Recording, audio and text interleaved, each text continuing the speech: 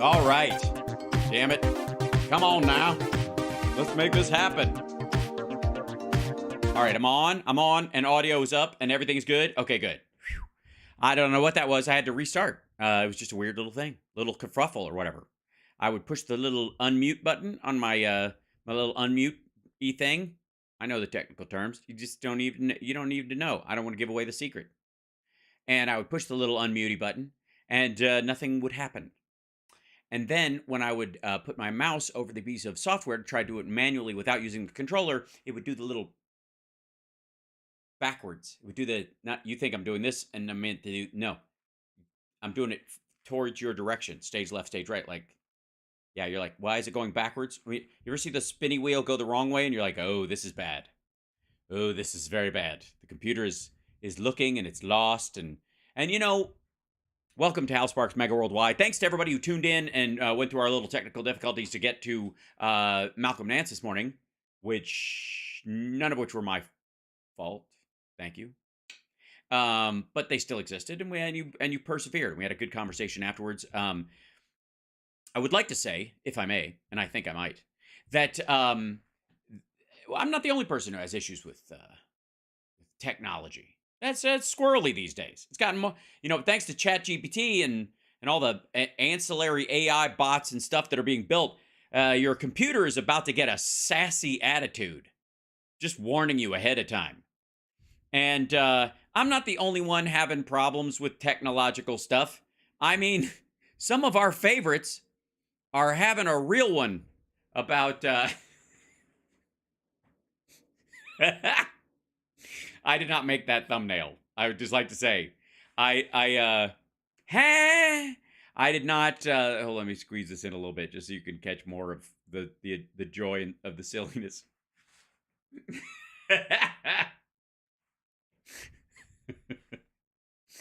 Wait, okay, that's good stuff.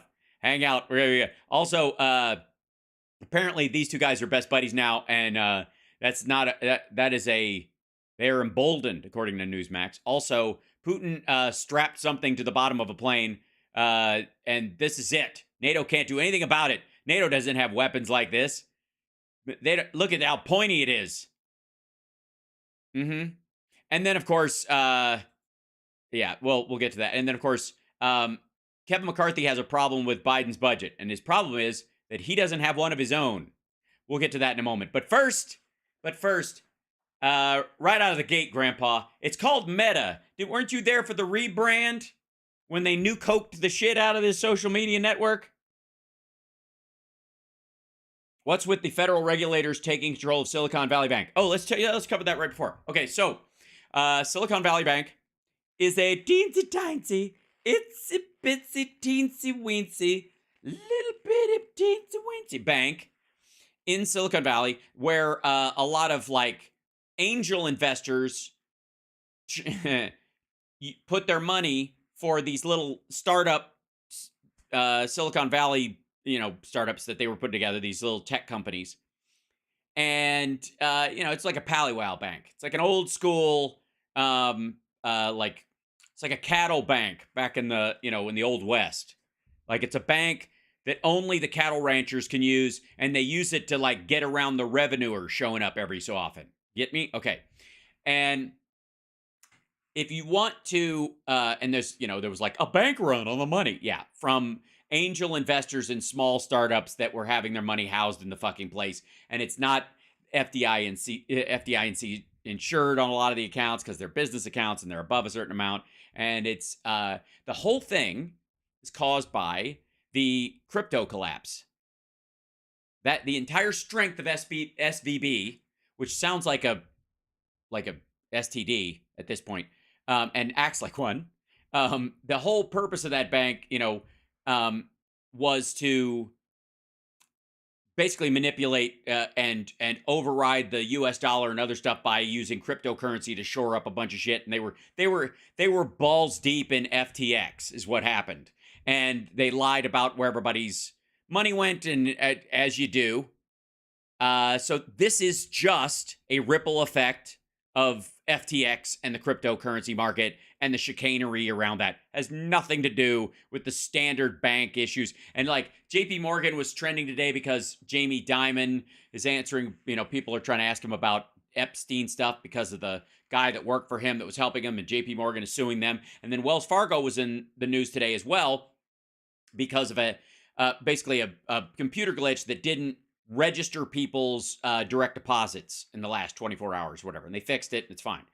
But because all three of those things were trending at once, because the Silicon Valley Bank and these two other issues that have nothing to fucking do with actual monetary policy or a change in circumstance, because they went up at the same time, like, oh my God, three banks are in the news, and SVB is being raided. Yeah, right. That's how panics start. Silly. You're welcome, and I'm glad I could clear it up for you. Now, back to Glenn Beck's difficulty convincing the CAPTCHA that he's not a robot.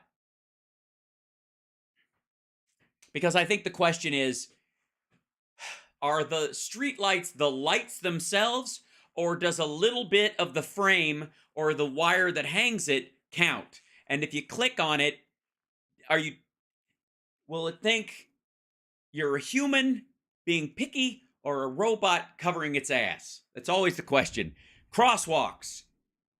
Is the little corner white paint part of the crosswalk, or is the heart of the crosswalk really the center between the two? And if you miss a little of the outside lines, that's not the walking part anyways. Damn you, CAPTCHA! Okay. We've all been there. Okay. Don't forget to like and subscribe, give a thumbs up, support the show. If you're on Facebook and you're watching the show, welcome. Glad you're here. This story is dedicated to you. That's right. You're in Troll Town, and you've managed to pitch your tent. The kidney. You managed to pitch your tent on Facebook, and I appreciate it. Throw us some stars. Do that. That would be lovely. You can help out. Twitch, of course, subscriptions. If you have Amazon Prime, it doesn't cost you a dime. Patreon.com/HouseSparks. Here we go. Let's do a show. Okay. This is Glenn exposes. Yikes. That concerns me that it's in all caps. Facebook's lying fatheads. Look, I definitely throw around the pejoratives around here, but lying fatheads, that's getting a little cruel, don't you think? About January 6th, the lying fatheads, those lying fat heads with their big fat heads. No offense, Stu and Glenn. Okay. So, like, literally, Glenn was this morning looking at himself in the mirror and going, God damn, my head is fat. Yesterday, I talked out of your ass, and I made fun of you. Let me guess. You made the mistake of posting your take on January 6th, the one I particularly took down, on Facebook, and Facebook, their algorithm, noticed the same piles of bullshit that I noticed. What do you think? I got a phone call. Oh, all right. Dial up? Also, why do you have a little orange plane on your desk? Is that supposed to be like, were you telling us a story? Did you win something at airplane camp? I want you to know that you are going to see very few posts from me or any of your Blaze family in your Facebook news feed. Yeah, because fuck Facebook. It's up there. I'm taking my balls and what's left of them and going home. Tucker Carlson had the release of the January 6th footage. Did he? Also, are you chilly, or are you just scarfing yourself while you do this? Like, is that your kink now? Are you scarfing while you talk about how Facebook just spanked you? And I spoke to Tucker Carlson, and we posted the video to Facebook so you could see it in case you missed. Mm-hmm. You spoke to him? Did you get a copyright strike anyways? Well, yesterday we got a note on our page. Mm-hmm. This contains partly false information. Yep. Checked by independent fact checkers. See why. And did you click on the CY part and go, "Oh shit, I didn't realize I was suckered by my dear friend Tucker Carlson into making an asshole out of myself." No, you didn't click it, did you? So then we got a notice. Partially false information in a post shared by your page contains same information as a post checked by independent fact checkers. It may have small differences, but the fact checkers at PolitiFact say information about the post shared by Glenn Beck is partially false. To stop the spread of fake news, we've added Face news? Is that the new Facebook news a algorithm? notice to your post. Okay, fine. Well, man, we started talking about it, and we started looking into it. And here's what the propagandist, tell us is a fake post. All right. Well, let's get at it. They sent us a warning. Several said that my page is now going to be reduced in distribution because It's a fake news site and it's full of shit? Huh. It's almost as if people go to Facebook not just to hear Glenn Beck's take on reality, but actual reality. And if you veer too far from reality in your take on reality, it's not helpful to advertisers. of this false information. What is false? Mm-hmm. In the video, Stu, you lying liar, how you lie all the time. We discussed the curious Wait a minute. We case of Ray Epps, the man who was seen egging on the January 6th protesters. He did it the night before. Mm-hmm. He did it the day of. Oh, yeah? Because the day of, when he's whispering to that guy, he's telling the dude to lay off. He's actually having second thoughts, it appears. He definitely did it the night before. The problem is, you might have posted footage or looked at the footage of him the night before and presented it as it was the day of. We watched you do it because you're a big dum-dum. He was seen on videotape doing it. He was seen whispering in the ear of somebody just before that somebody went and pushed back the police. Right. And that guy and Ray Epps both said what Ray Epps said to him in court under oath. They said, the guy, Samsel, the guy he was whispering at, said, a guy I didn't know walked up and said, "Hey, man, go easy. The cops are just doing their job." But he didn't know Ray Epps, so he's like, "Fuck you, dude," and he attacked the cops. I'm guessing, by the way, Glenn, good luck with this video because it's going to get flagged too. You fucking dum-dum. He then wrote a note to his nephew saying, I orchestrated it. He was on the top 5 most wanted list. And then suddenly everything's okay. And the New York Times.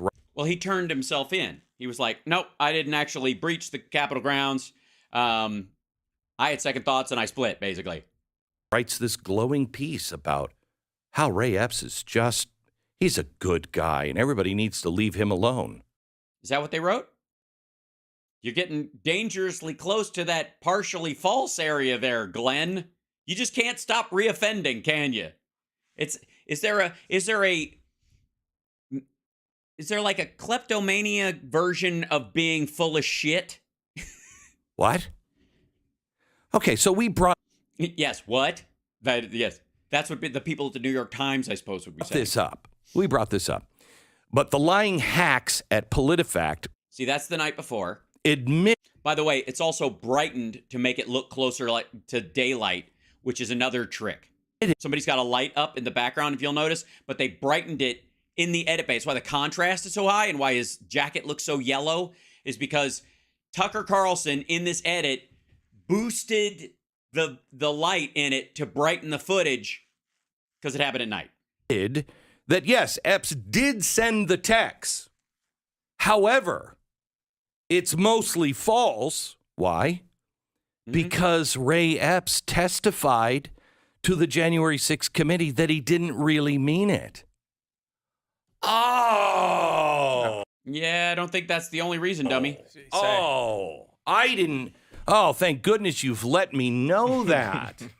You know what's weird is I remember if anybody would post. Oh, by the way, that's Samsel right there. That's the guy he told to not attack the cops right before Samsel went fuck off and attacked the cops. That Glenn Beck isn't a racist, they would probably fact check that because, I was a racist for saying on television that I thought Obama was a racist. However, even though my career and everything else was smeared by these those fuckers, these lying fatheads. Oh, watch it. Easy. There's children present. And I mean stew.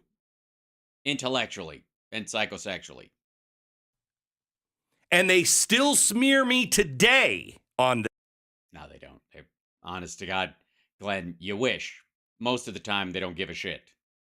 I only do because you're one of the silly ones. You're a very silly man. You're a silly goose.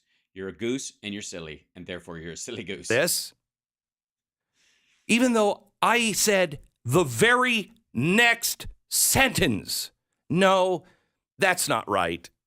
I don't mean that. I just mean he seems to have some, okay? I said, no, he's not a racist. Okay. Yes, we understand you said something racist and blindly ignorant. And then you caught yourself because you've been in broadcasting for a while. And then you tried to walk it back.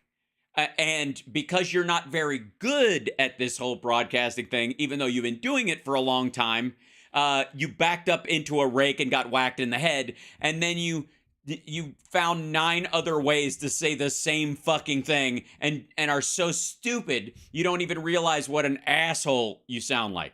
That's not right. But did I get a break for that? But Ray Epps, a guy who's on the FBI most wanted list, who's seen doing all the things. All of them? Except, I guess, entering the Capitol. Like he's, again, let's be abundantly clear. Glenn Beck apparently wants Ray Epps to go to jail for being full of shit because I guess Glenn needs a cellmate. That are illegal. Inciting violence. That's illegal. Yeah, he didn't incite violence, technically speaking, any more than Trump did. He said go into the Capitol, but he actually told the other guy not to attack the cops.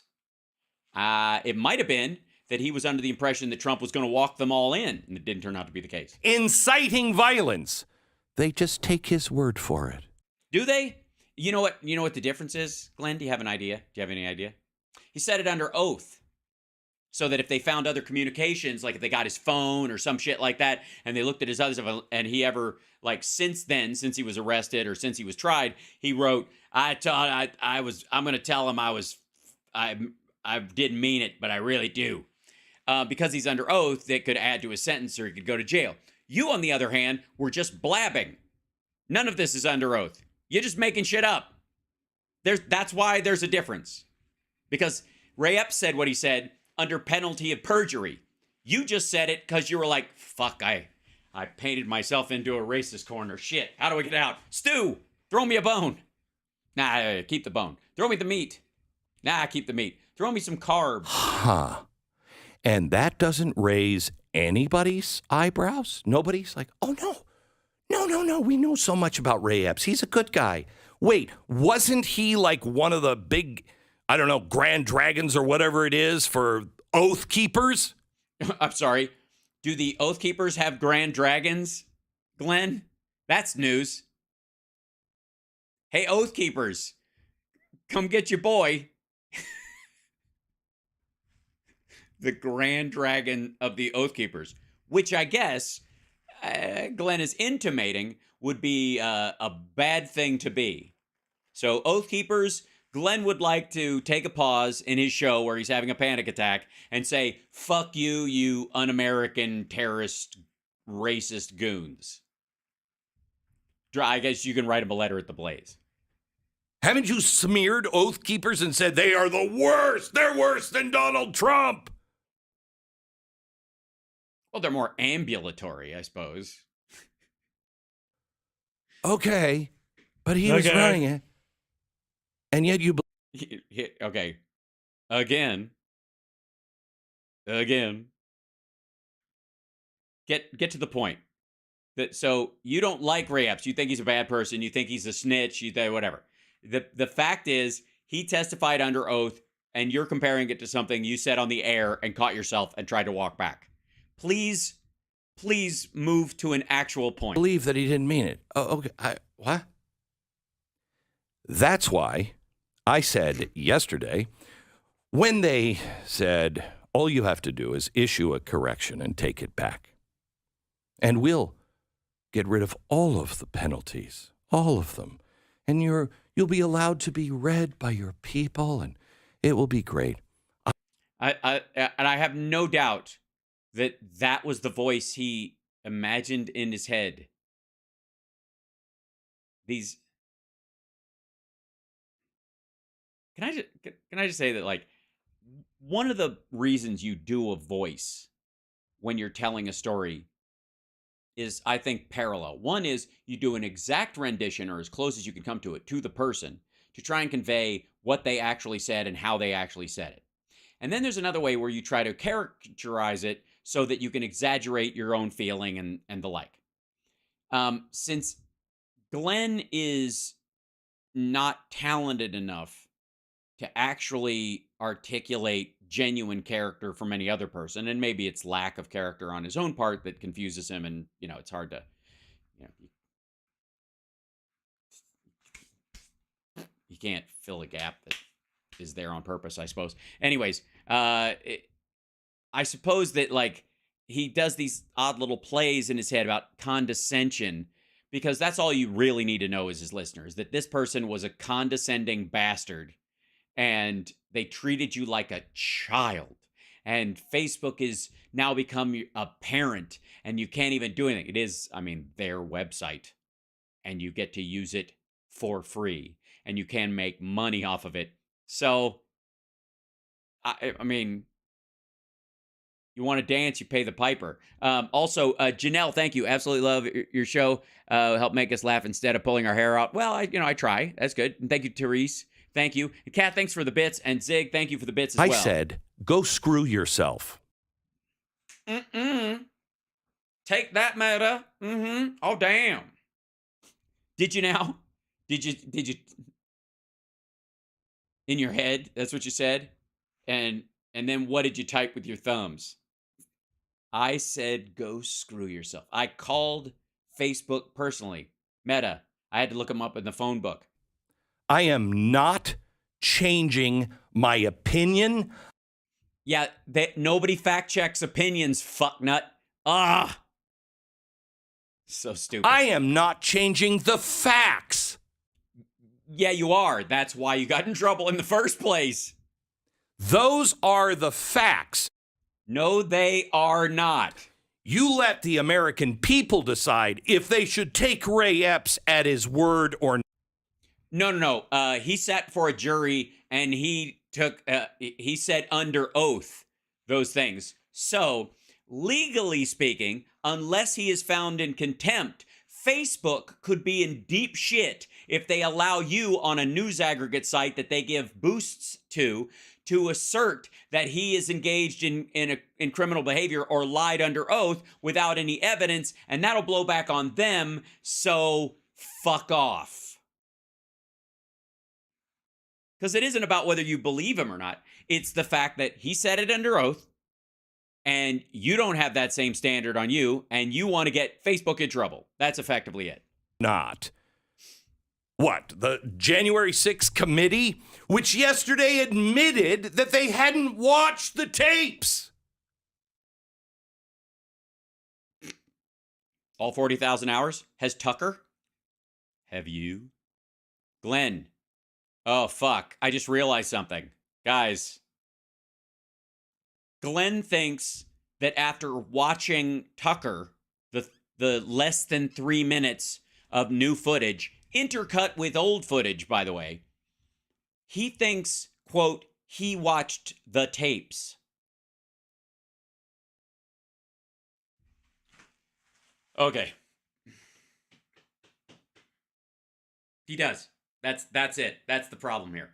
I don't know why I thought this was going to be a more complex issue, but it really just boils down to that Glenn Beck thinks because he watched Tucker's segment that he has, quote unquote, watched the tapes.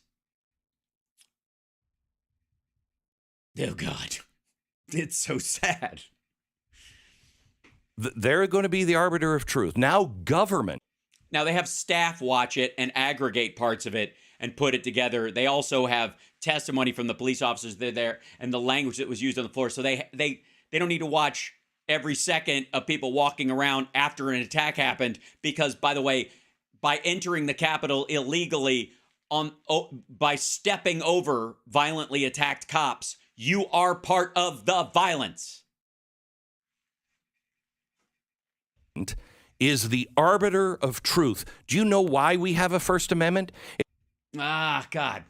I got to say, why do we have a First Amendment? Let me think about it for a second. Why do we? I know, because the Founding Fathers wanted to say, fuck you to the First Amendment, or to the first two commandments.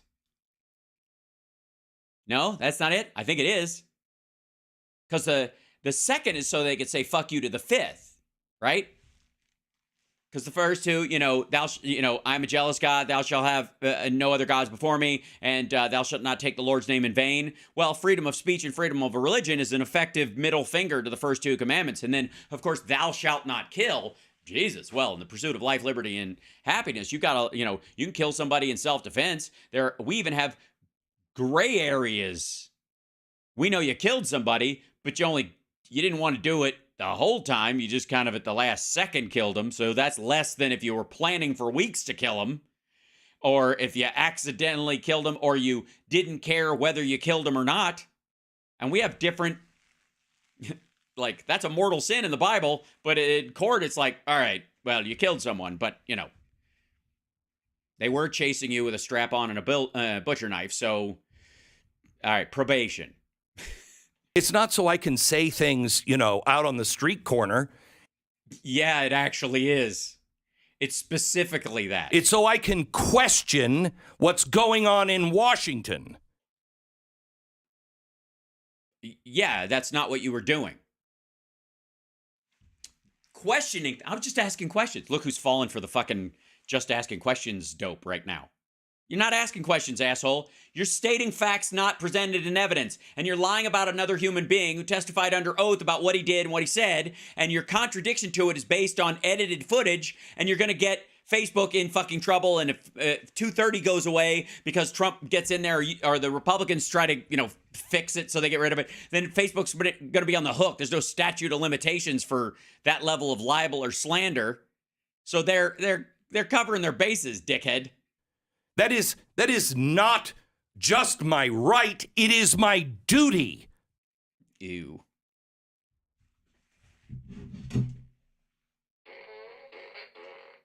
I don't want to hear about Glenn Beck's duty, do you? To question the government. Yes, that's true. I don't know about your duty. That's a little weird, because what are you going to follow him around going, what are you doing? Where are you going? Wow, that's a nice truck. Do you drive those trucks? That's a snow plow, eh? That's a snow plow. Do you plow only snow, or if there was dirt, could you do that too? Are you with FEMA? What does FEMA stand for? Yeah, that's your duty. Just go find a federal worker and just wander around behind them, Glenn, asking them questions nonstop. The fuck out of here.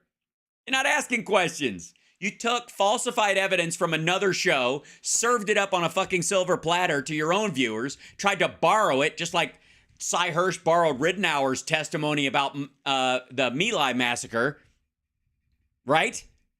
Edited it for your own viewers, or threw on your own bullshit on top of it, asserted things that were not present in there that later on could lead to a libel lawsuit from somebody like Ray Epps. And then you're mad because they called it partly true. They let you get away with the stuff that you were just being dumb about. By the way, okay, I know this is pardon me while I nitpick, but if I may, the questions are never true or false? Does that occur to anybody? Does that occur to Glenn? That if someone's saying what you're saying is false or true, they're talking about the statements you make and not the questions you ask. I mean, this is basic math, goddammit. Right? This is even dumber than I'm just asking questions while you're making statements. And he's so mad. He's so mad. He's big dumb mad. Look at him. Something's not right.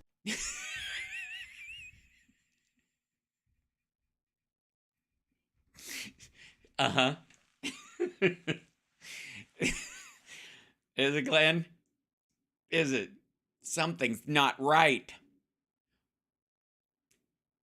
Could it be that you don't understand punctuation? No?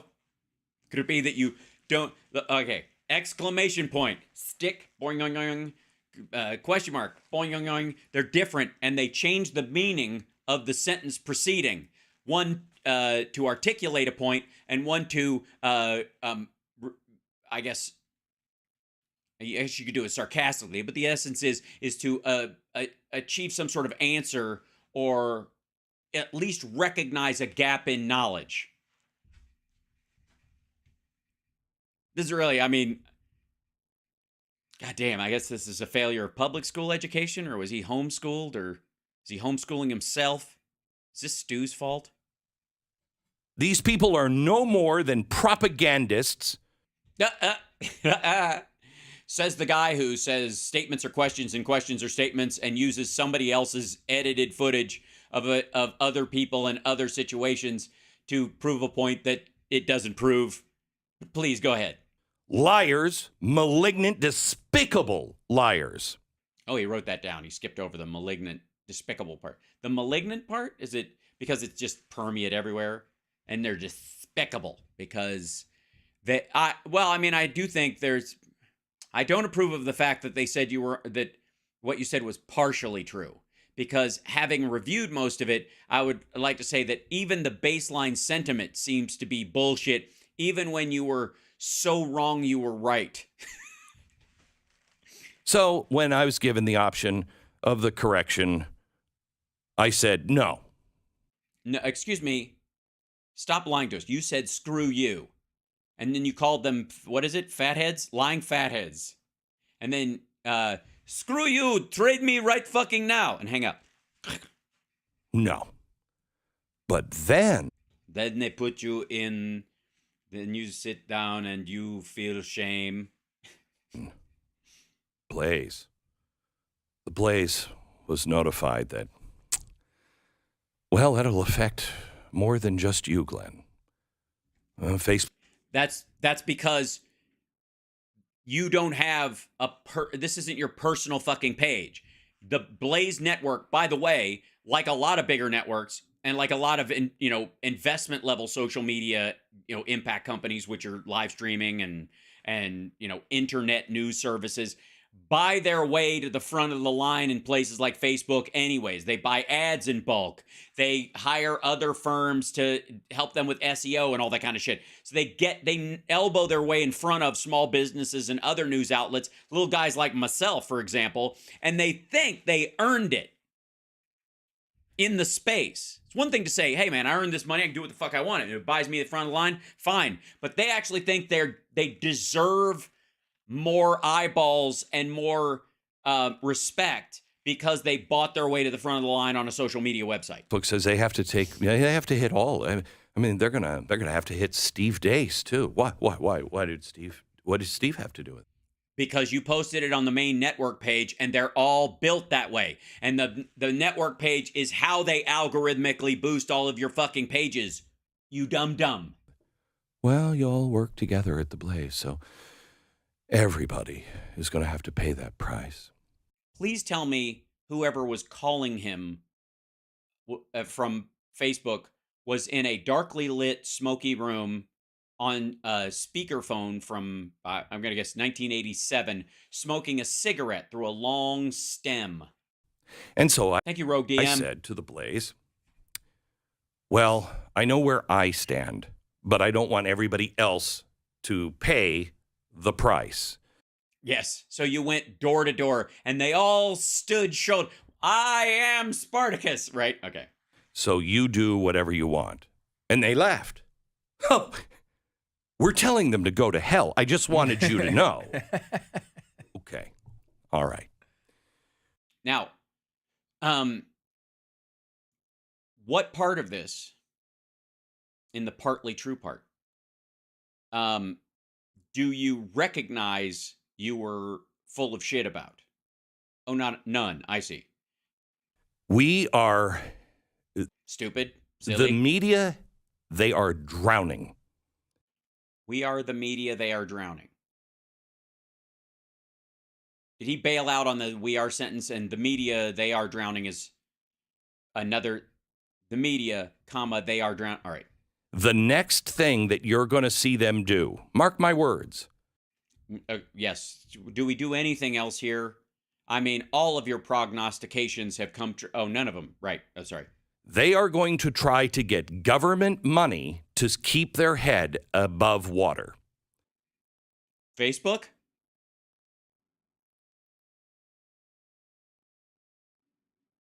Is that... Wait a minute. So, because they caught you bullshitting, they let half your bullshit slide. Now Facebook's going to be in fucking... Sorry, Meta is going to be in fucking hock. They're not going to be able to make it anymore. They want to do it. They love to do it. Did it, and they want to do it again. It's good to be the king. There are more people listening to me on my radio show than there are watching cable news right now. Okay.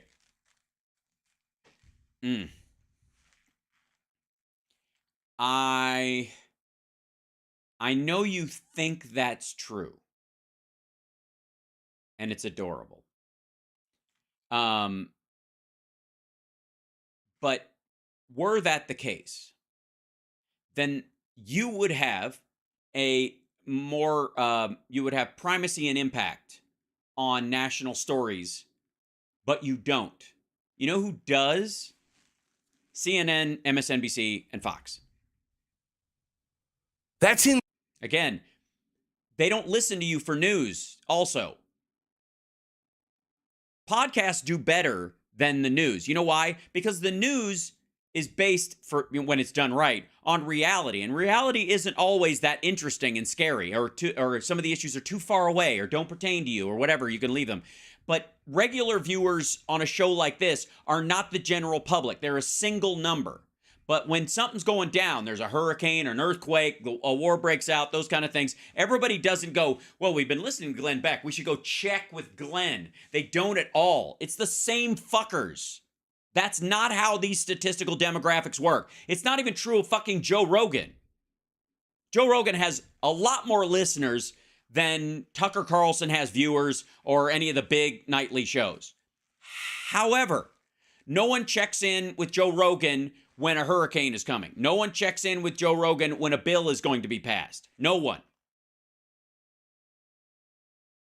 Because they serve different purposes. The fucking Kardashians have a bigger audience than Fox and Friends. Does that mean that Fox fans trust the Kardashians for the fucking weather?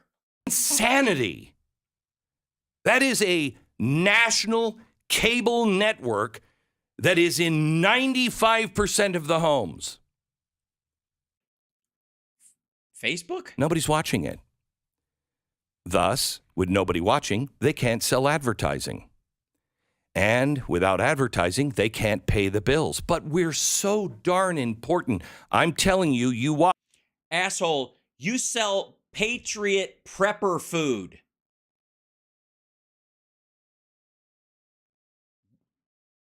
What big ad campaign is on any of Glenn's shit that he has anything to do with other than whatever standard AM radio shit that goes on? That where they buy entire, they buy it by the time of day. Watch. They will start getting money from the government. Again, are we still talking about Facebook? And then you'll be able to trust them for sure. Because everybody questions the person who's giving them money to stay alive. Oh, so you're telling me at some point you're going to have the guts, Glenn Beck, the chutzpah, the nerve to call out preppers throughout this entire country and say, look, folks, I got to tell you, it's been years and it's starting to sound like Jesus' return with some of you assholes. Maybe you should get a fucking job. Maybe you should use all the effort that you're doing to dig a giant cellar in your backyard to hide all your baked beans and your shortwave radio and make some fucking friends, you loser. I mean, I'm glad to sell your shit. And I'm glad you like to buy prepper space food. Here, try our freeze-dried ice cream. It goes great with Oblivion. He's going to do that? Glenn, you going to do that if you ever... I mean, I know it's occurred to you, Glenn. I know. We are in the battle of good and evil. You're in the battle of good and evil. Is it versus evil, or are they just good and evil fighting together against the Borg? Truth and apathy. Lies. Yeah. Actually, I think you're wrestling with cognitive ability and your lack of reason. I think that's worse. I don't think you're into the game of like genuine moral decisions at this point. I think we're watching someone struggle with reading comprehension. There is no neutral anymore. Either you fight for the truth or you enable lies. Okay, so good. All right. Well, sure. As long as we're picking teams, shirts and skins being what it is.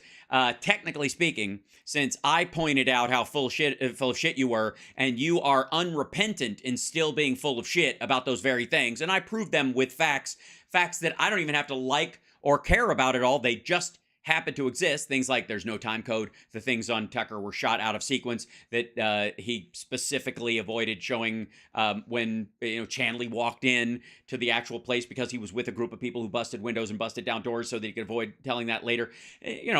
When I pointed those kind of things out, you defiantly say, screw you to Facebook for fact-checking you, and I'm here to say that if we're in a war of truth and lies, good and evil, you have chose to be a lying, evil little cowboy, little blue cowboy or something.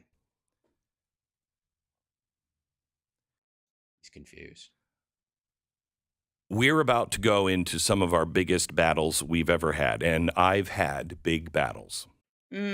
Well, yes, absolutely. Not the least of which is standing up after shitting without your knees giving out. The struggle between your neck and whatever scarf situation you're trying to fix. But Jesus Christ, man. You and Sonic, like he's in a struggle with that giant soda right there, right now. He put that little airplane in the way like a air defense. Bomb my hand if I reach for the Sonic. And by the way, no, he hasn't.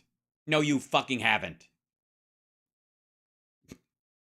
Glenn Beck is the warrior, and heart to heart will win. I would like to ask you.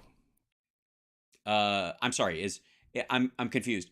Is this going to be a statement or a question? Because I know you don't know the difference, so I'm just preparing myself. To become a Blaze TV subscriber. I see. So numbers are down, are they? Having a hard time getting advertisers? Patriot suppositories. Get all your nutrients in one bloop. That's not keeping the lights on. Turns out you're actually decrying, quote, big tech while living off of it like a fucking barnacle. And without Facebook and YouTube, for example, you wouldn't even be able to make the Blaze into fucking anything. So, and people don't want to buy into it because they watch the clips for free, and most of the time it's just for a good laugh, and nobody actually relies on you for information, and the radio show is starting to flag, and you're worried about those ratings as well. So you cook up a story about massive battles of good and evil, right and wrong, truth and lies, because somebody pointed out that you were partially full of shit and went easy on you because, like I said, you're completely full of shit. Today, you are truly the lifeblood of everything we do. No, I'm not. I'm sort of, you know what? I view myself, Glenn, as far as you're concerned, as like one of the white blood cells in there, fighting off the disease of idiocy as best I can. But I have to say, it seems terminal. I'm doing the best I can. Without you, we are at the complete Without you, there's no... All right. mercy of big tech. Not big tech. I'm at the mercy spot of big tech. All the techs are coming at me. It's like mechs, but with a T. And they're all attacking us. Spock, we're at their mercy. I don't know what we're going to do. I'm trying my best, but my phasers are permanently stuck on stun. I don't understand. We are at the complete mercy that someone will throw us a bone and give us a break.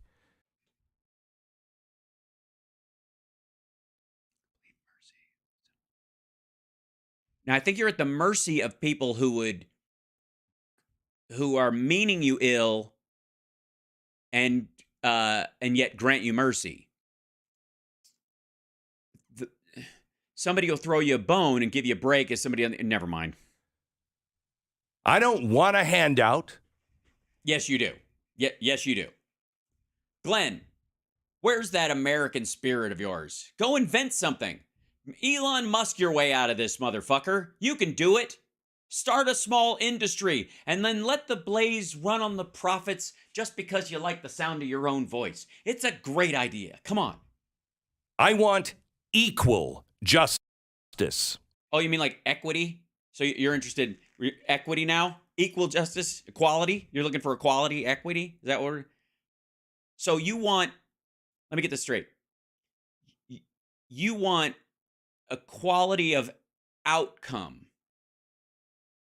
No matter how full of shit you want to be treated as if you are telling the truth. So you kind of, how do I put this in a way, Glenn? I'm trying to think of it, so you want affirmative action for your ideas.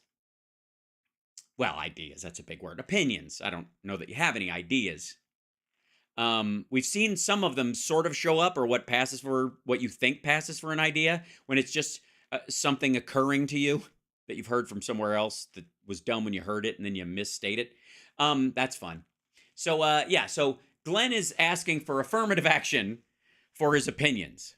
I want my First Amendment rights, not just as I'm going to use this word because the head of the San Francisco Inquirer, we had an argument about it, and he insisted I was a journalist. And I said, no, I'm a commentator. You're a journalist. Okay, then I want my First Amendment rights as a journalist to be able to question and be heard.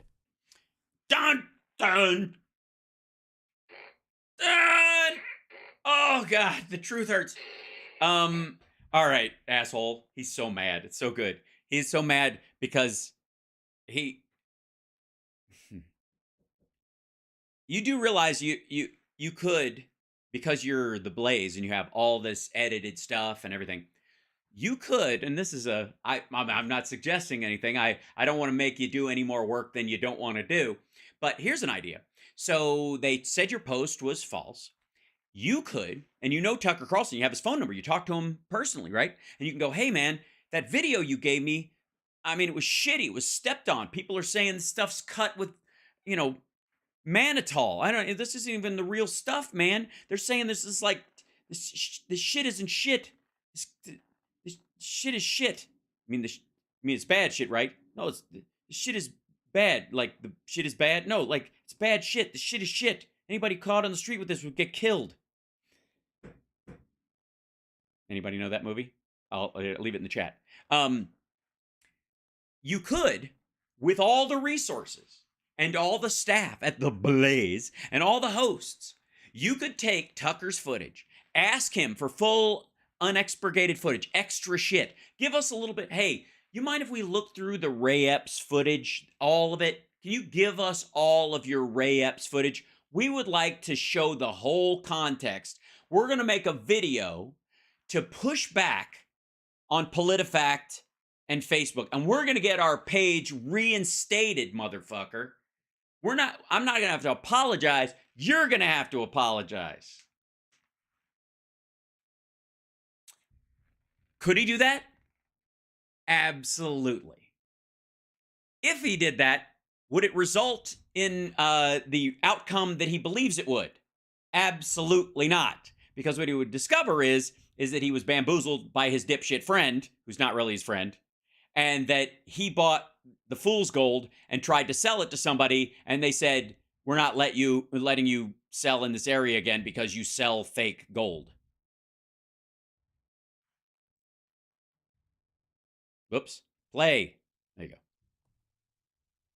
I don't really give a flying crap what they do. I don't. You're a little flushed, and I'm going to say that you're lying. I'm going to go with, I don't have a polygraph, but, you know, I can tell by your bloat right now that you're not a happy man. I have faith in you. Well, thanks, Glenn. So you have been watching. You're not taking any of my advice or paying attention to any of the areas where you're making an asshole out of yourself. But, you know, maybe that's, baby steps, kiddo, baby steps. I bet 10, 12 years ago on you. I knew that I would not be able to make it for long and keep my soul in that cesspool. So I made my own turds and I put them in multiple cesspools where I can make lots of money from different cesspools.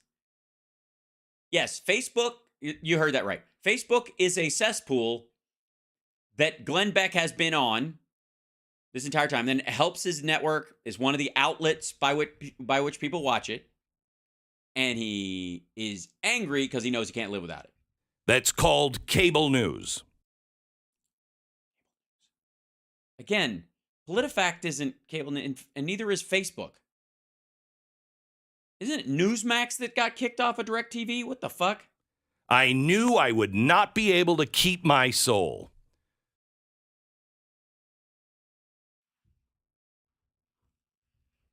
If you had a show at Fox? So what do we do? Well, they all said, go out on your own, do a podcast. I didn't think a podcast was enough. I think we needed to build something that would have some legs that would be able to stand and eventually replace them. Yeah. And then we give Sydney Watson a fucking show and we treat her like shit and let somebody sexually harass her on the regular and be totally gross. And now she's suing us and I need you to subscribe so we can pay her off. This is partly what's going on here. By the way, I would like to remind you that this has nothing to do with Facebook. He's using this as a driving force to make his listeners think that the reason he needs extra money from them or needs them to subscribe specifically as opposed to just buying advertising shit, which they don't do. You can only prep so much. There ain't no room in my fucking bunker anymore. It's all filled up with Patriot Prepper sausages. So he's going to have to pay her off in this wrongful firing suit and this sexual harassment suit or whatever, however she's laying it out. And he needs his viewers to pay for it.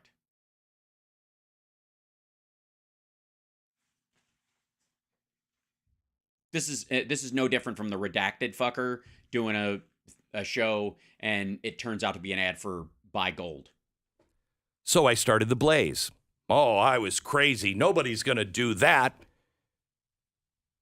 Our reach now is far bigger than it was when I was at Fox. That's because nobody watched you. That's why you were let go. Dude, my reach is the same as your reach. The impact is what matters. Me Almost any show can be heard almost anywhere on Earth. What a reach. personally, my show personally is at its zenith. Yeah, I think it's all downhill from here. But things But it's a very small zenith. It's the smallest zenith. It's like an old zenith television set, you know what I mean, compared to modern flat screens. aren't all in one place like they used to be. This is why the press just ignores Joe Rogan. No, they don't. They, like, when he says something particularly incendiary, they'll go after it because it'll be news, but the rest of the time he's a podcaster. Why is he supposed to be? What, I mean, I think the idea is like Lex Friedman or any of these guys who make their bones as interviewers, because that's what he is. I mean, Joe Rogan is like the roid version of Barbara Walters for a lot of people. You know what I mean? He's the guy they go to for the post Super Bowl interview every day with randos. It's his guests that should be making the news. And at this point, it's all kind of a hum of the same shit. Oh, he's just on one of those internet things. But that's how they talk about Rogan. He's just on one of those internet things. they know the power of Joe Rogan. They know Yes, they do. They're very worried if he'll get him in a scissor lock. the power of the Blaze. Mm-hmm. Yes. Joe's been blazing it up quite a bit lately. And now they can't take it, so now they have to rig the system again. Or you posted something that was full of shit and they called you out on it, you whiny little bitch. They don't like fair play. No, like I said, if this was unfair, get the footage, point out how what you said was 100% factually accurate and not libelous towards Ray Epps at all, and that you have the receipts, and I guarantee it, you're not going to be in fucking trouble anymore. As a matter of fact, you could threaten to, I recommend it. Sue Facebook, Glenn. You're a news organization. The fact that they bumped you off there is a hit to your reputation. I think it technically qualifies as libel, Glenn. I think you should go for it. And I don't think you should worry about any of the discovery process at all. Go for it. I mean, come on. Put your cheese on the chopping block, man. Go for it. They don't like competition. Yeah, that's why they bought Instagram. Because when you're lying, people eventually figure it out. Yeah, eventually. It took me about, I guess, how many? 0.8 seconds from when the words left your mouth while we were watching the video. I mean, I guess in the great scheme of things, everything is instantaneous and everything is forever. And so time being the illusion that it is, lunchtime doubly so. Thank you, Douglas Adams. I would go with the idea that, eventually I figured out you were lying. The event that I went to with my allies and eventually found, I'll just call it that, who gives a shit, only took about 0.8 seconds because it was self-evident that you were, like Ben Shapiro and other shitheads we've watched this actual footage, you were letting the narration tell you what you were seeing instead of looking at what you were actually seeing, because the story was released footage, so the footage should tell the story. You shouldn't have to edit it. There should be a time code on it so you know that it's in order. It should be uninterrupted. They should go here. We can only show a little bit of it here, but we have the full video time coded and tied together on our website at Fox Nation. Go over there for Tucker Carlson Nightly and just watch it to your heart's content. Did they do that? No, because they were aiming their barrel at the forehead of dough-headed fucks like you, Glenn. And we've figured them out. No, you didn't. Glenn, you can't figure out that cravats are out of style. America. You're a grown man wearing a blue cravat. And you're not even at like a a Southern, vaguely racist, fancy dress party has figured them out.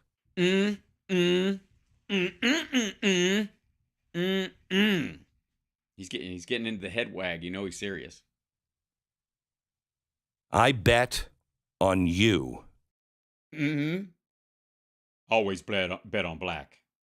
That's why. Is that why? Oh no, guess not. 12 years ago. Oh, sweet. I mean, I felt pretty good at that point. I did create a boy. 9 months later, there he was. And I've told you that we took advertising, we did everything else because we needed to build it, and we needed you to subscribe, because if everything is pulled out from underneath us. Use code. Oh, fuck you, man. No. You look what this says. Use code will not be censored for $20 off. I can't. I'm done. I'm like, that's, like I said, it's a fucking ad. That's all it is. Jesus Christ. Like, it's like, it's an infomercial. The whole fucking show is an infomercial now. Now you know why I hate saying like, subscribe, and all that kind of shit, and why it makes me uncomfortable, because it just reeks of that. Holy hell, will not be censored for $20 off. Shut the fuck up. No, if you were being censored, no amount of money would buy you out of it. You know why? Because it's federally issued dollars. You think the giant they-them monster that's in the fucking White House that's supposedly puppeteering all this censorship is going to take your greenbacks? They're just going to go, thank you. Those are federal reserve notes. They're not even on the silver or the gold system anymore. Sorry, they're not even yours. We use them to light our fires at the Bohemian Grove. Shut the fuck up. So dumb. It's fucking painful. Okay, we got to move on. We got to, because I spent so much time on that. This one I'm curious on. I'm probably gonna bail out on this one early because they're just gonna repeat the same shit. And this guy does the same thing that Glenn Beck does, which is turn everything into a fucking ad. So by the end of this, he's probably gonna try to get us all in a timeshare that'll defraud us out of our money, like he did the lovely people of Indiana, and why he and his wife ran off to Port-au-Prince or wherever they are. I know where they are. I just pretend not to care because I don't give a shit. All right, not this guy, obviously. Boink, boink, boink, boink. He's very sad. He's very sad because apparently he's going to die without realizing his dream of subjugating most of Central Asia. And oh my God, there's a thing attached to a thing. This is it. This is the end. Putin just changed everything with this move, and NATO can't do anything. Well, gosh, there's nothing they can do. Done. And I don't even know why you have to post a video then. If it's over, right? Why would you have to convince someone of something that's self-evident? And maybe he just wants to dunk on, yeah, that's probably what's happening. For more on the latest offensive overnight. He said moron first. I didn't. He just said, this is more on the offensive. This is Clayton Morris, offensive moron. Russia into Ukraine. I want to bring in former weapons inspector Scott Ritter. Oh, okay. So you're going straight to a convicted pedophile. I didn't know he was in this clip. I don't pre-watch these things. So this guy is going to have on as a guest a man who did 2 years for trying to fuck an undercover police officer he thought was a 15-year-old girl. Yeah. Scott Ritter dodged being, having an iced tea with Chris Hansen by about 6 months. Former U.S. Marine who's been watching this very, very closely over the past 20. Has he? He's been watching it closely? Like this? Does he do that thing where he pulls his glasses down, or does he pull the glasses up? Does he put on his readers? 24 hours. And Scott, there's a couple of big moving pieces on this, right? We hear from NATO that looks like Bakhmut is about to fall. Is that what you heard? And also want to did they call you? NATO called you? They didn't hear that. Get your perspective. There was a that one of the NATO commanders said there's a possibility it might. That's it. On the use And then it didn't. of the aircraft to hit these targets. That was something that you were Targets. Oh, you mean human beings? Cool. wondering about for many, many months. When would we see the ramping up of aircraft be striking these targets? So first to Bach. Yeah, you guys have both been waiting for a long time. When is Russia just going to start bombing civilians? God damn it. I can't keep this semi going for long. And this looks like it's about to fall. Do you agree with that assessment? And what does that portend for the rest of the war? Well, I'm always hesitant when people say it's about to fall, especially. You mean because you've said multiple times it was about to fall and you've been eating your own asshole for months? Something that's being defended as heavily as this is being defended. President Zelensky's come out and contradicted everybody from Lloyd Austin to Zaluzhny and everybody in between, and said no, Bakhmut. Scott Ritter, author, columnist, convicted pedophile. I don't know why that didn't make the list. I mean, it seems like it's largely what he's known for. Is of strategic importance, and that we are going to be doing everything we can to hold on to Bakhmut. And I think you're going to see the Ukrainians, sending some carefully hoarded reserves to Bakhmut. Carefully hoarded reserves. I don't know if he means gear or people. I don't think he means anything. I think he's just trying to dazzle Clayton with words. Because, as Zelensky said, if Bakhmut falls, it basically opens up the rest of the Donbass for Russian occupation, that Russia will begin rolling up the Ukrainian defenses, because Bakhmut was the... Yeah, that wasn't what he said. But they're talking about the entire region, not just Bakhmut. Yeah, if we lose Bakhmut, it's game over. Like, no one has said that, but okay. The Gordian knot that held this, extensively entrenched defensive line together, and the Soledar Bakhmut complex. And when Bakhmut... The Soledar... Okay, Soledar... hold on. Does he mean Volodar? I mean, he's an expert. What do I know? Sure, start the word with an S instead of a V, whatever. Goes. There's a straight shot to Kramatorsk. You can roll up the left and right flanks, and Ukraine won't have the forces necessary to contain the Russians, and that'll begin the gradual unraveling of the Ukrainian defenses. This totally could be because. And by the way, if I may, hold on. Let me see. Hold on. Can we have a moment of how dumb this dumb? Okay, let me see. Bakhmut map.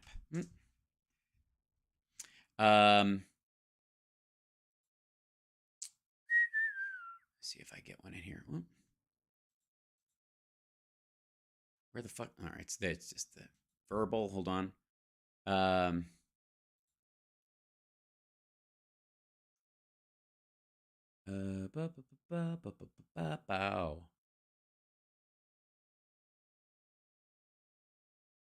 That's this critical threats right here. I'm trying to find a close up of it.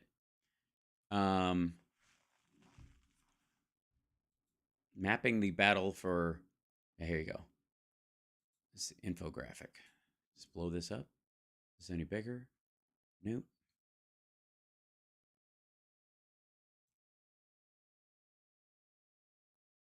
Russia's advance in Bakhmut. Okay, there we go. Green Russia claim. Okay, yeah. So this is pretty good. Let me see if I can blow it up a little bit. Get out of here. Yeah. There we go. Okay, let's scroll this down. Okay, so here's a map of kind of what's going on. There's August 1st, October 16th, and January 18th. These are the spaces or whatever. Now, if you'll notice, red area is full Russian, under Russian control.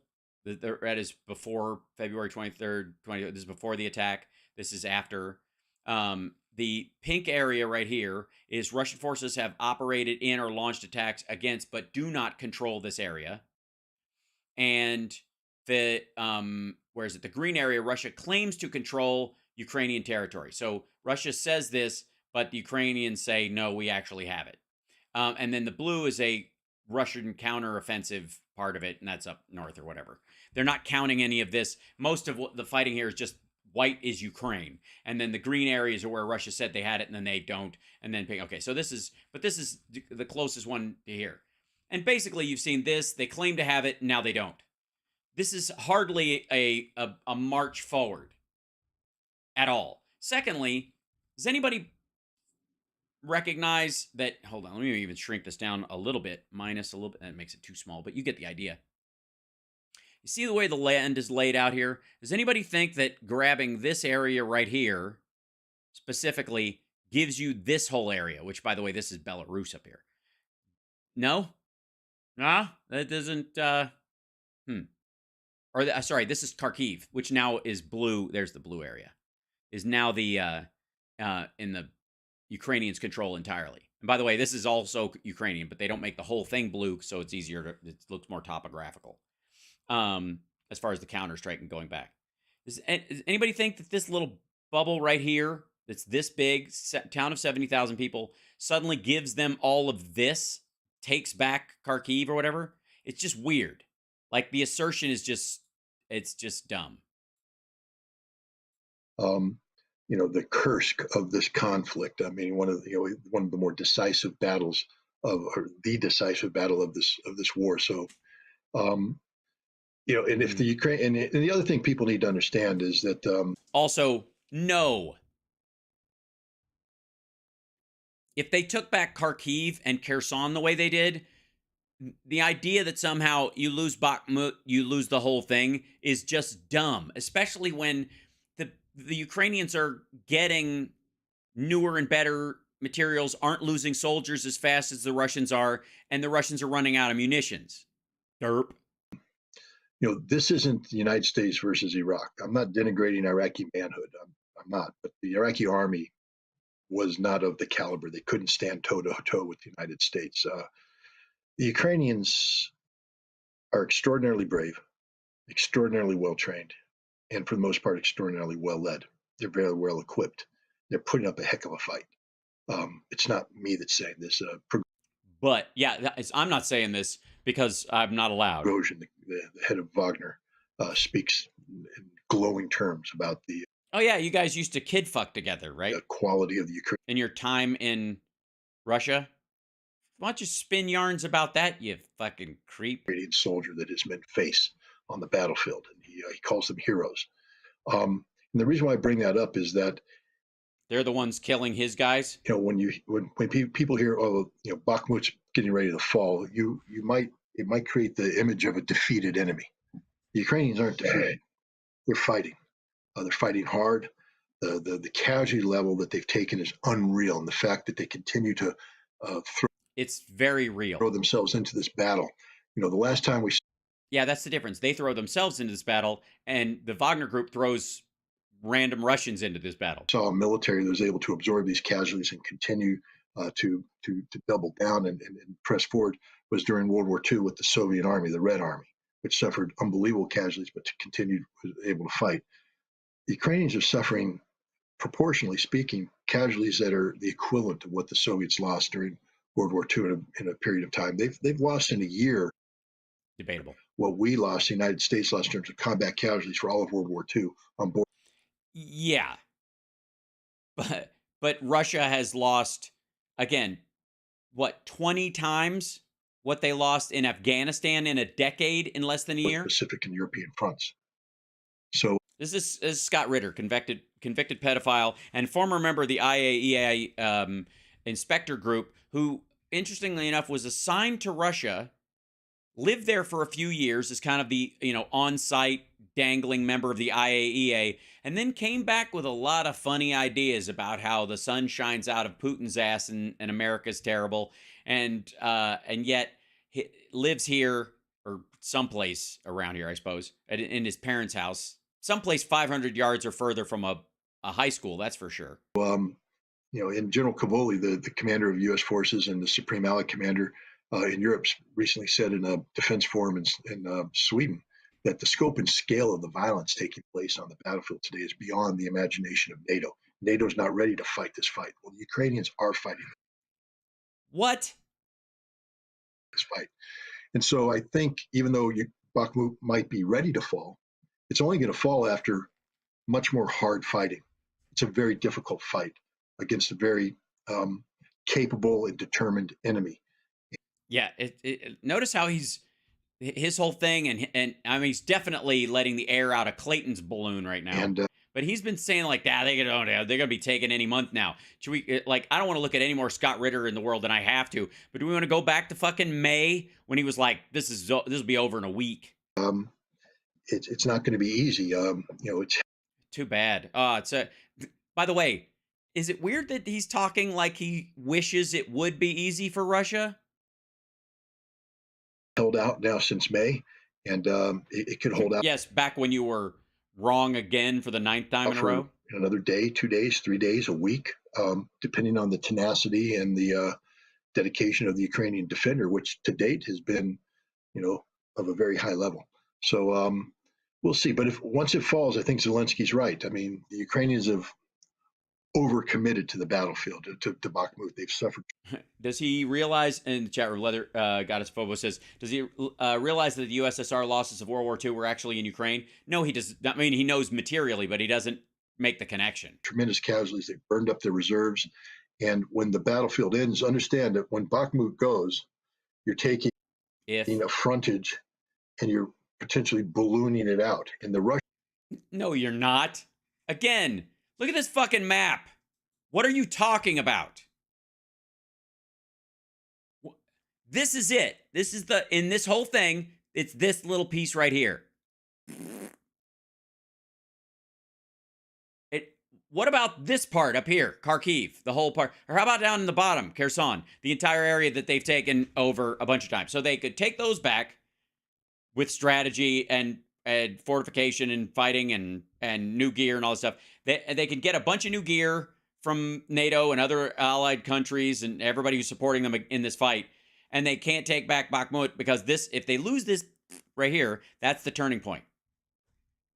Fucking please. By the way, this is the same guy who told you that when the Russians retreated from Kharkiv, they were actually doing a strategic withdrawal so that they could take it over again in less than a week. Russians have the force. Yeah, that fucking dumb. Now, I don't know where the part about the airplane with the big Putin stopped everything part. We'll see that maybe. And fill the line. Ukrainians don't have the forces capable of containing that balloon. Right now, the Ukrainians are concentrated in Bakhmut, but if the Russians balloon out, Ukrainians won't have the forces capable of containing that. So you might see Ukrainians compelled to do withdrawals similar to what, if you remember back in September when the Russians withdrew from Kharkov, because they were ballooned out, they didn't have sufficient forces, Ukrainians penetrated, and the Russians had to fall back on a more concentrated defense line. You could see.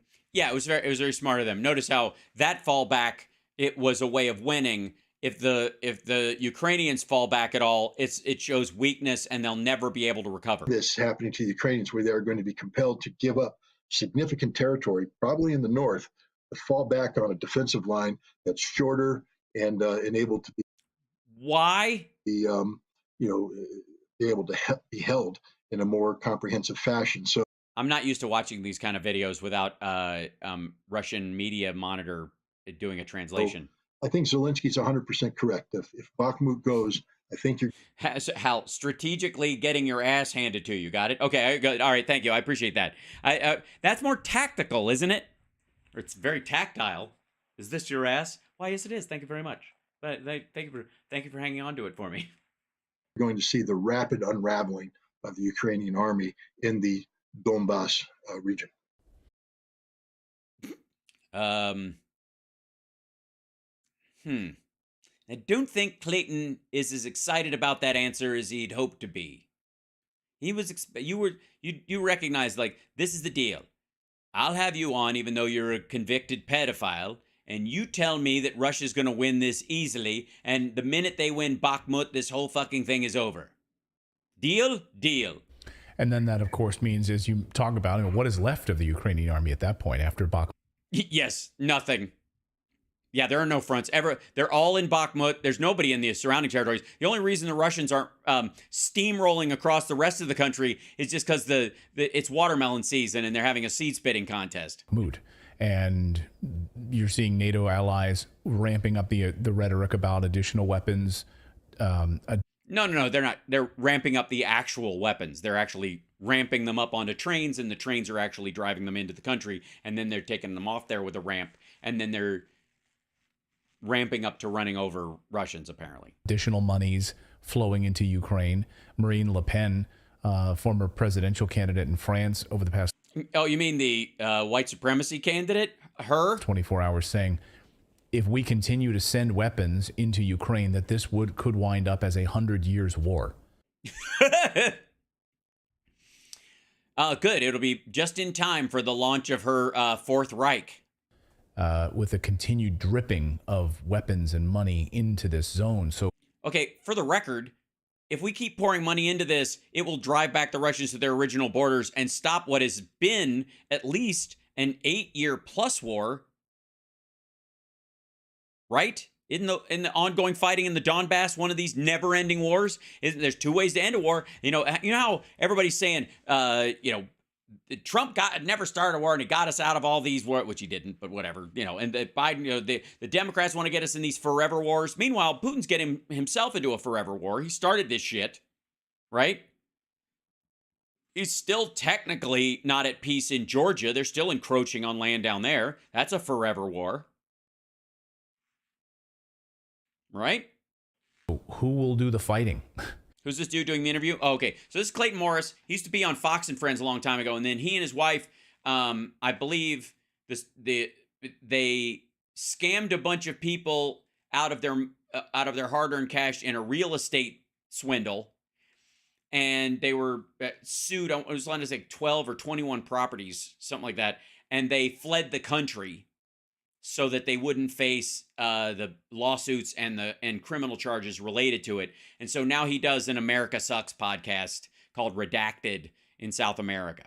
And this is Scott Ritter. He's the IAEA former Marine who, just like Matt Taibbi, lived in Russia for a good 6-7 years at one fell swoop, and then came back with a strange, odd need to bring down democracy in the United States and shit all over Western democracies and defend Russia at every turn. And then if we know he's a convicted pedophile, we've heard tell of the Russians using compromise and blackmail to control people. I don't know if that's the case here. It's probably not.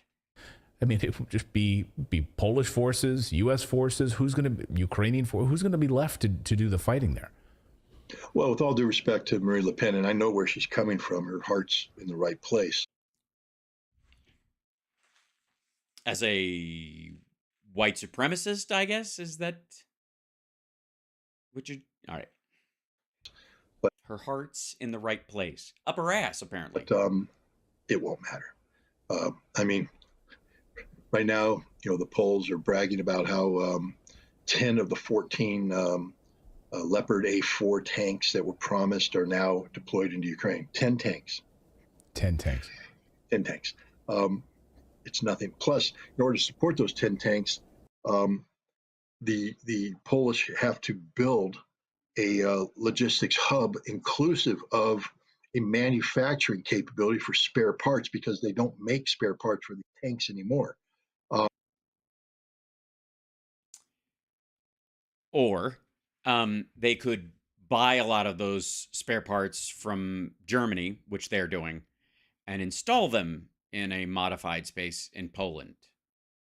By the way, he does realize that the Ukrainians have gotten more tanks from Russia than any other source, right? So the complexity of supporting 10 tanks, the amount of resources that have to be put in to keep 10. Yeah, I mean, like obviously the Russians can't even keep the tires inflated on their trucks. Imagine what the Ukrainians, they're basically Russian. So they're going to use the wrong end of a left-handed monkey wrench. 10 tanks in the field is ridiculous. If there's 100+ coming. Everybody is patting themselves on the back. Like, they're giving 10, they're giving 10, they're giving 10. And the idea is, like, we're going to get ours in there first. That's why. What, France is going to provide Leclerc tanks? How many? 14? No, they're Eclair tanks. They're pastry on the outside and cream filling. They're fabulous. Oh my God, they're so good. the same problem. The cannoli tanks from Italy will be arriving there. They're going to take the gun and leave the cannoli, I think. How do you support that? It's a completely different support requirement than the Leopard A4. We're going to provide 31 M1 tanks at some point in time. Right now, we're talking 60 tanks. 60 tanks is not going to turn this into a 100-year war.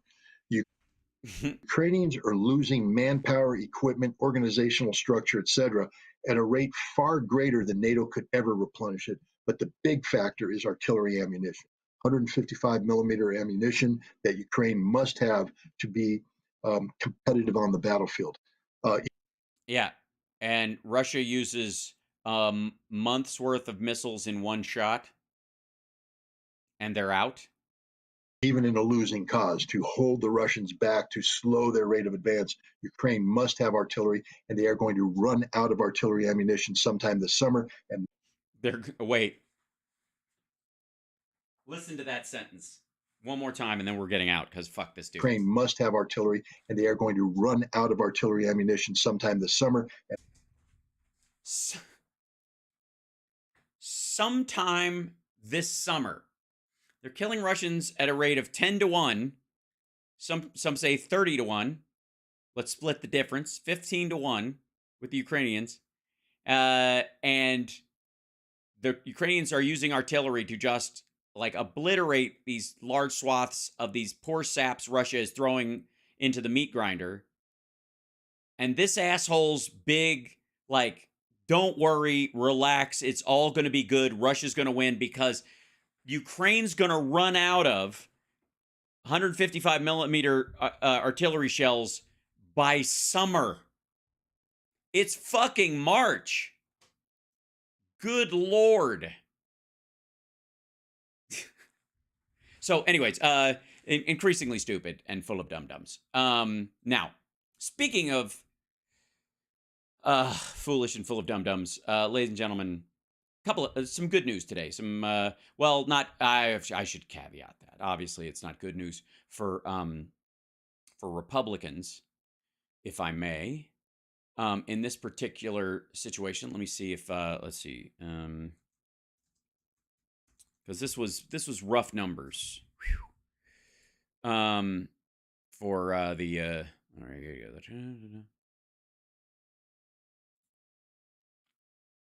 yeah, this is going to be very depressing. Get out of here. There you go. If I may, ladies and gentlemen, this is some fucked up news for the Republican Party. This is sad. This is very upsetting for them. It messed with the stock market dropped. Hold on to you grab onto something like you're Putin trying to hear some bad news. Grab onto the edge of a table to keep your hand from shaking. The stock market dropped something in the order of 0.31 percentage points of a point today. 0.31. Dear God. I mean, it's like 1930 all over again. It's like the Spanish flu of 1917. Yeah, payrolls rose 311,000 in February. Non-farm payrolls rose by 311, above the 225 Dow Jones estimate, higher than expected 2 months in a row. Unemployment rate increased 3.6%, above expectations. That's partly because wages are continuing to grow at like 4.6%, and the price of eggs is coming down, which is really going to bum. God damn it. Like, you know, Republicans think they're going to run on egg prices for like the next 2 fucking years, don't you? Hilarious. Average hourly earnings climbed 4.6 from a year ago, less than expected, and a positive sign for inflation. Leisure and hospitality, retail, and government-led job creation by sector. Again, leisure and hospitality, biggest growth points. This is people coming back to businesses, you know, hotels, tourism, concerts, all that stuff coming back. NASCAR, fucking Formula One, football, baseball, basketball games, all that shit. They're hiring people to, you know, ticket takers and people who make, I don't know, you know, hot dog vendors and the like. Which is a very scary, that is probably the scariest part for Republicans, because you know what that means? You know what that means? It's terrifying. That means that people are having fun. in spite of all the craziness in the world, in spite of what we've all been through, in spite of the year that their children have been set back, and the fact that they will never recover, that their kids are going to be loner dunderheads who do nothing but cut themselves and change their gender like they're flipping pancakes. In spite of that, these people are still going to NASCAR, hanging out and spending $200 for a closer ticket. And that is resulting in hiring by people who, sell hot dogs and shit like that. Hi. Excuse me 1 second. I have to kiss my girlfriend. 1 second. Let's see. Good.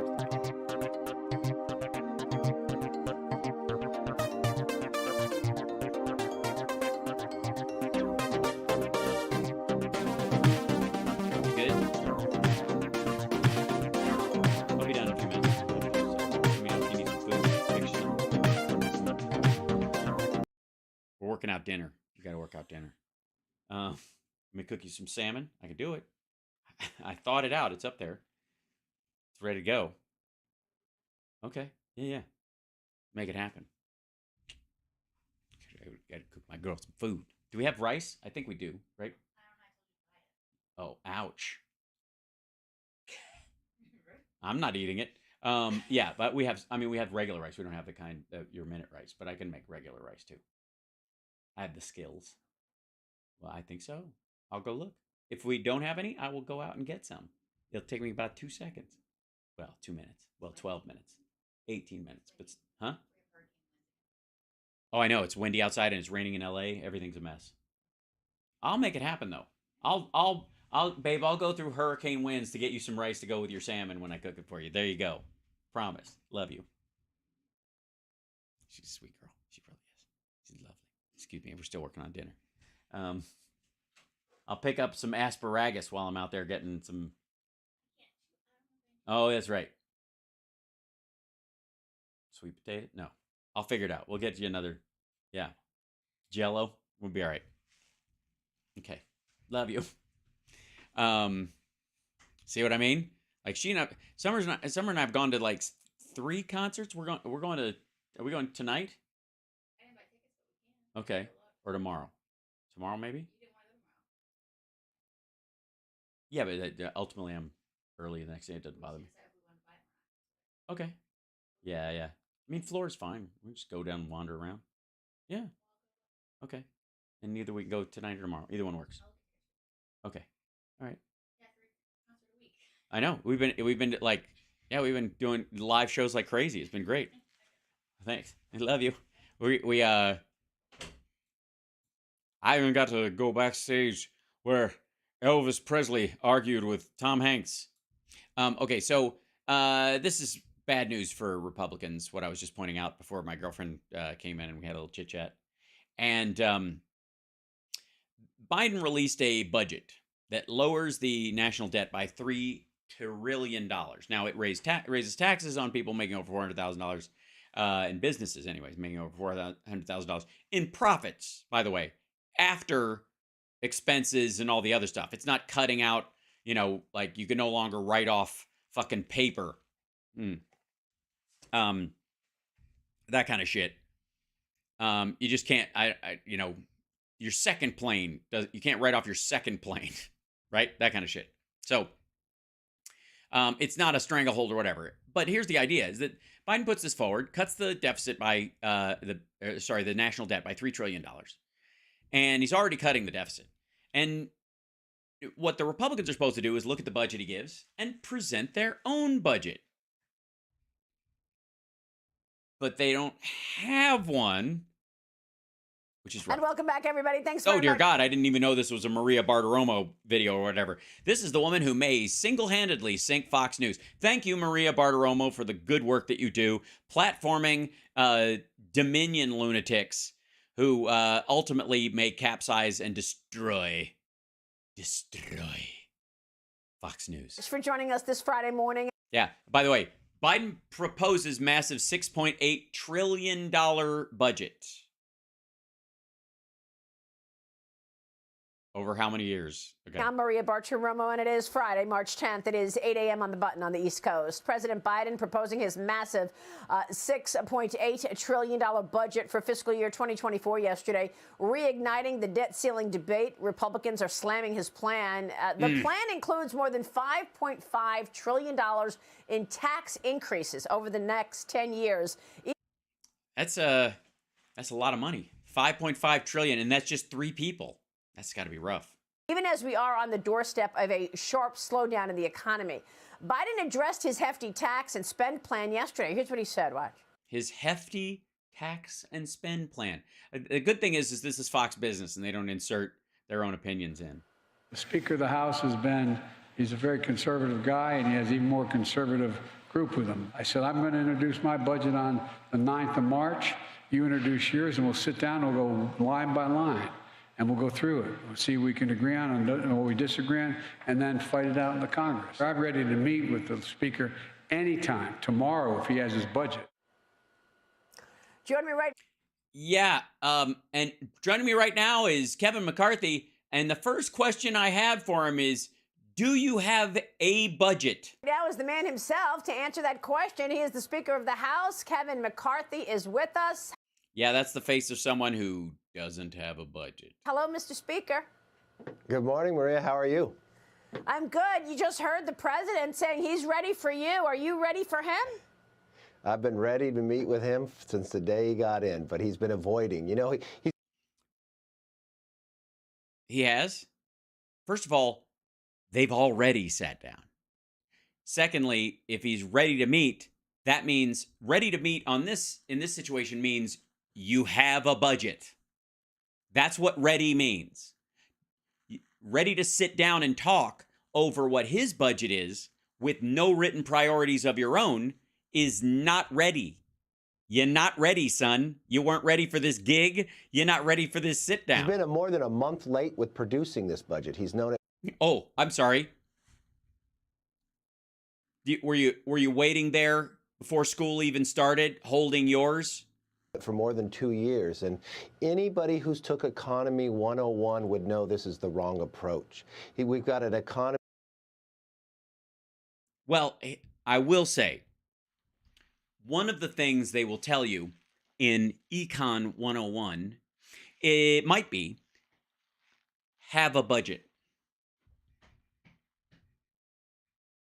Actually make one. If other people have a say in it, you're going to have to be able to debate why you think it works that way. And you're going to have to work out how to spend what you have and borrow what you don't and pay back what you borrow, right? So then what? Me worried about whether we're going to go downward, and he wants to take taxes. That's all he ever wants to do, to create the biggest government we've ever had. And then what does he do about the deficit? He just adds to it. And we've no, he actually doesn't. just had the Congressional Budget Office come out and tell us, why do we have inflation? All that spending Democrats did while they were in power. Oh, I see. You mean when Donald Trump was president? And now he wants to spend more, so now we have to pay the piper. We're going to pay more than $10.5 trillion in the next 10 years just on interest. We have a $26 trillion economy. For the American public to know, Yearly. since 1940 to today, we've only paid $9 trillion in interest. So he's going to do what took us 80-some years to happen. Because of the 30% extra that was added to the national debt because of Donald Trump.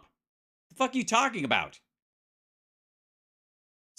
It's like arguing with the doctors that like the stitches are giving you a scar because they sewed you up.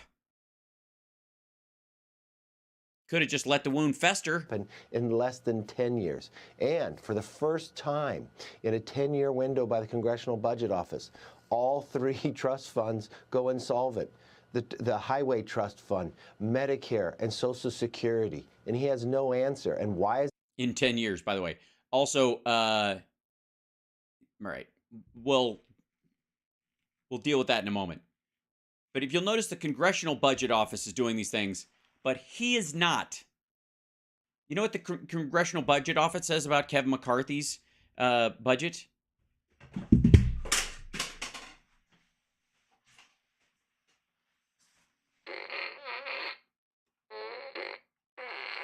Nothing. There is nothing to say. Going insolvent because they raided it when they did Obamacare. They raided it when they passed their last big all-Democrat bill, their Did they? American Rescue. They continue. The American Rescue. By the way, is this early for him? Or does he just start drinking at 7 a.m.? To have the worst policies for this country. It's to take more and make government bigger. Well, it doesn't appear that the president That you have a budget. is really looking at your efforts to rein in spending as His efforts? What efforts would that be? Because I will say that, again, there is no effort put into a budget. realistic. I mean, let's face it, Speaker McCarthy, the spending in the next year would stretch to $6.9 trillion.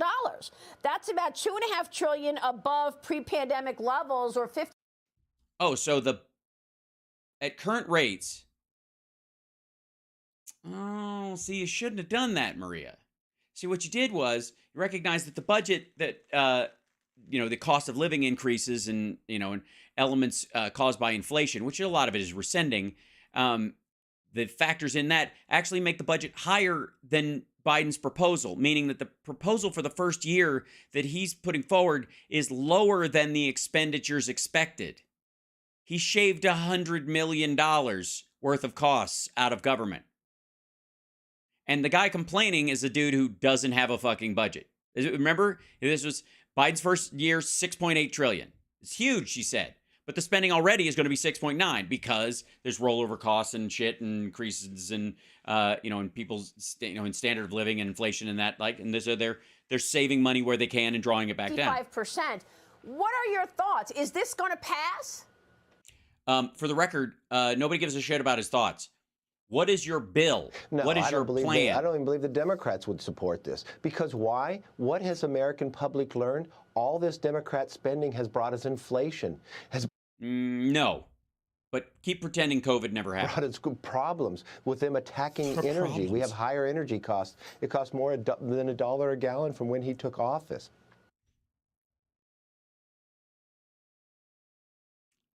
This isn't working out well for him, is it? This is the wrong approach. Yes, we've heard you say that. I would like to see you approach a fucking keyboard with other people who approach a fucking desk, approach it wearing your glasses and holding pens, I suppose, and fucking write a budget. And then take it and approach the president with your budget. And this president doesn't believe there's any waste in government spending. Yeah, that's what he said. Yeah, I remember that. Yeah, he's got a tattoo of it on his lower back. Right. Yes, the president said he doesn't believe there's any waste in government spending, Kevin. Yeah, you heard that right. I can't turn on the television without seeing an ad with that exact quote. With that $1.7 trillion omnibus bill they passed in the middle of the night? Yeah, it was passed. Yeah, it was. Bipartisan in the Senate, too. There is a lot of place that we can streamline. By the way, why was it passed in the middle of the night? Oh, I know. So that the Republicans that voted for it could, work on their argument the next day and be on Fox News or Fox and Friends or any of these other places to push back against why they voted for it, or just hide because the vote went through in the middle of the night, so people didn't watch it live on C-SPAN and start getting all mad and writing. In government. And remember, where does... Yeah, there you go. See this one right here? This is what he's talking about. In the next year, we're talking about past 2023. That's the 6.8. His budget makes it 6.4. Government. Yeah, it's 6.9 is what we're spending this year. Already. Biden has cut it to 6.4 and then to 6.8. Get their money from the hardworking taxpayer. They take it from them. No, they're not taking it from the hardworking taxpayer. They're trying to take it from the people who make it on like investment and the sit back, the fishing taxpayer. Yeah. Well, I mean, you say that, the three major issues, Medicare, Medicaid, Social Security. I mean, yeah, they are issues. There's no plan here for Social Security at all, right? The Republicans have said they want to try to fix it. Yeah, they want to fix it. right? They want to fix it, guys. They want to fix it. Like old Yeller was fixed. It means retirees inch another year toward a looming 20% across the board cut. If nothing is done, it will go insolvent, right? Social Security? Yes, those on Social Security will get a cut if you follow what By the way, those are still the same numbers from before the size of the millennials was factored in. the president is doing. He's attacking Social Security by doing nothing about it. We want to cut it, and therefore we're trying to help it. But what else does he do to attack the American public? Gosh, I don't know.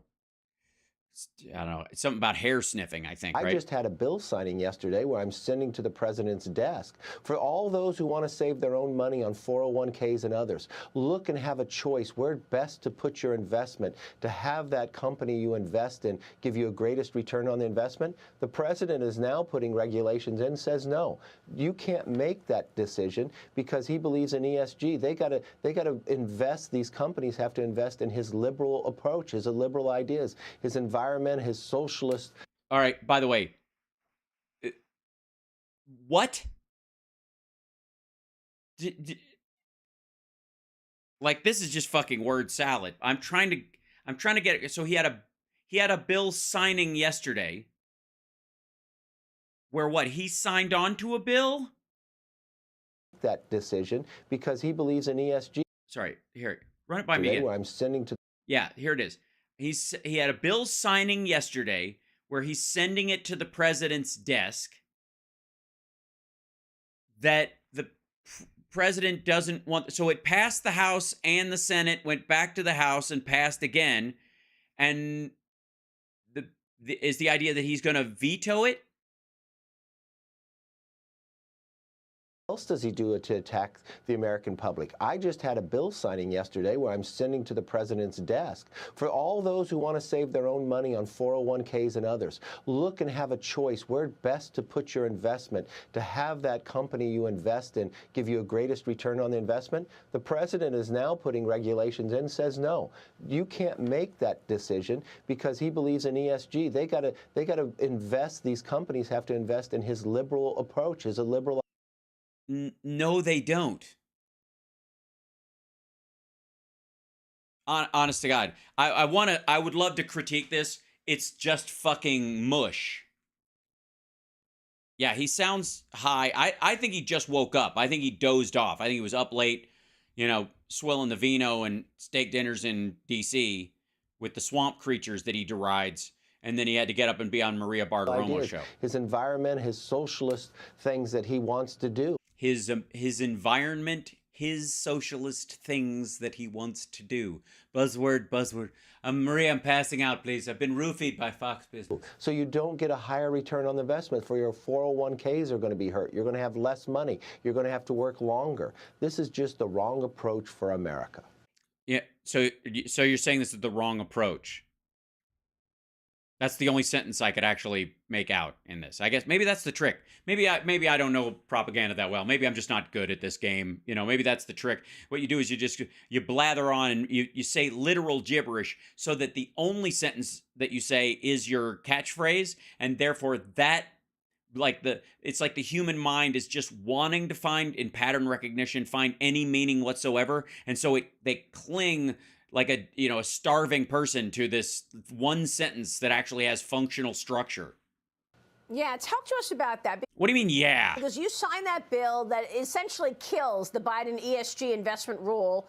You also unveiled H.R. 1, the low. Speaker McCarthy signs bill killing Biden's ESG investment rule. Or so you say.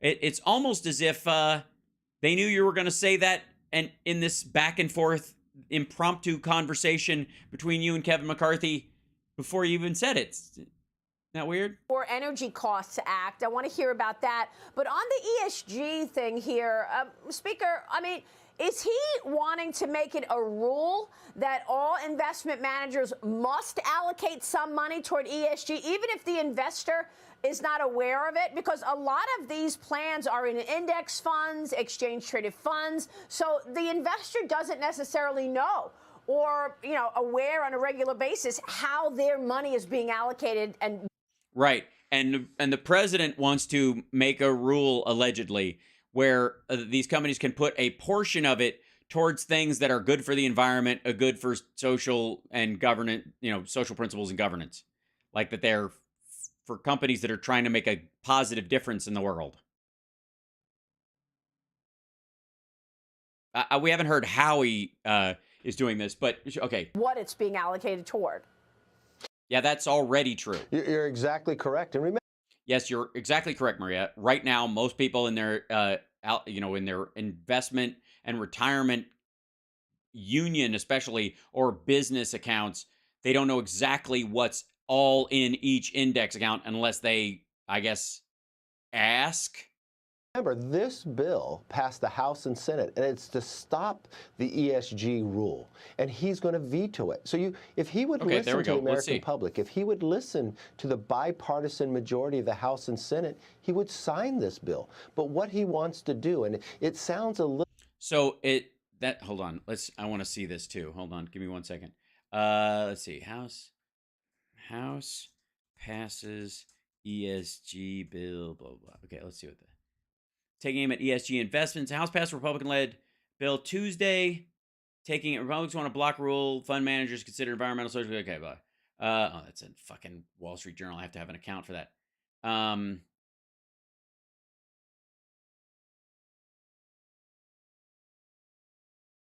was February 21st.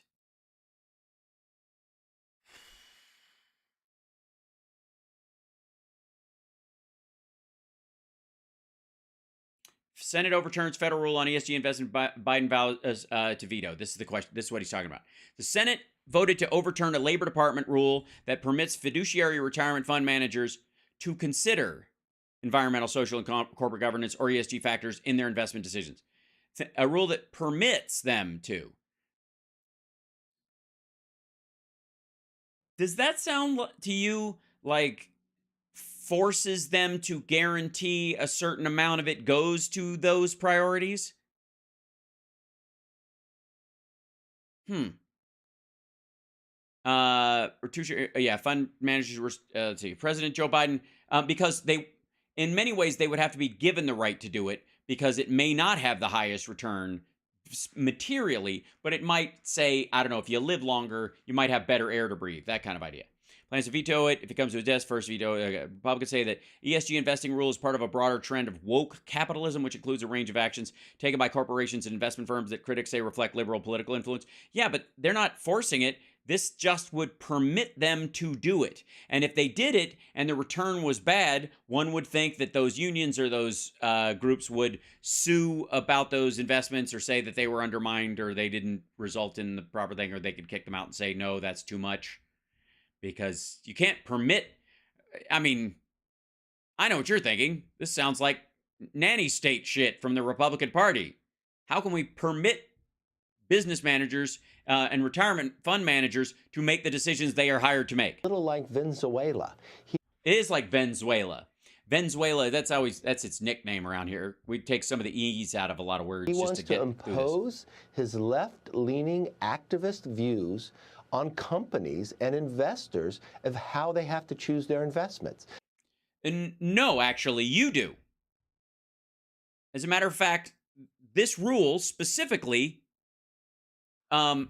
just simply allows them to make their own decision about this. Right now, the rule seems to be that they are not allowed. This would, the Labor Department has a rule that permits fiduciary retirement fund managers to consider ESG factors in their investment decisions. Right now, they cannot. So it turns out that this is exactly the opposite of what Kevin says it is. Right now, they couldn't even do it if the union members wanted you to. Not based upon the return of the investment, not based upon the best place to put your money. Well, define best place to put your money. If the cash and return on investment is high, but the environmental or safety and security aspects of it are better than long-term for, say, your fucking grandkids, maybe that means more to you. And that is only going to harm. People are going to have to work longer, have less money. They will have the choice, I suppose, to work longer and earn less money. Now, obviously, if these ESG funds become super profitable because they go into like renewables and there's already a resurgence in these things, and that they turn out to be not only good for the planet, not only good for the environment, not only good for people, but also profitable, none of what he's saying is true. Meanwhile, And then when you look at crude oil at $74. his budget, he Brent's the expensive stuff. It's sweet. wants to tax any money you have, Any money you have. Yeah, they're going to have a guy walking around just frisking you. even when you haven't seen the return yet.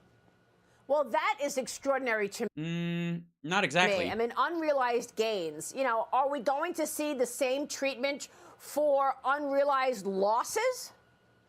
You would think so, that you could write off an unrealized loss, even if you stay with it. But that's not the case. But I don't think so. Yeah, that's not the case. No. But you wonder, why is he doing this? Because he's trying to create the largest government in the history of America. Yeah, no, I'm going to go back to like McCarthyism, that era, and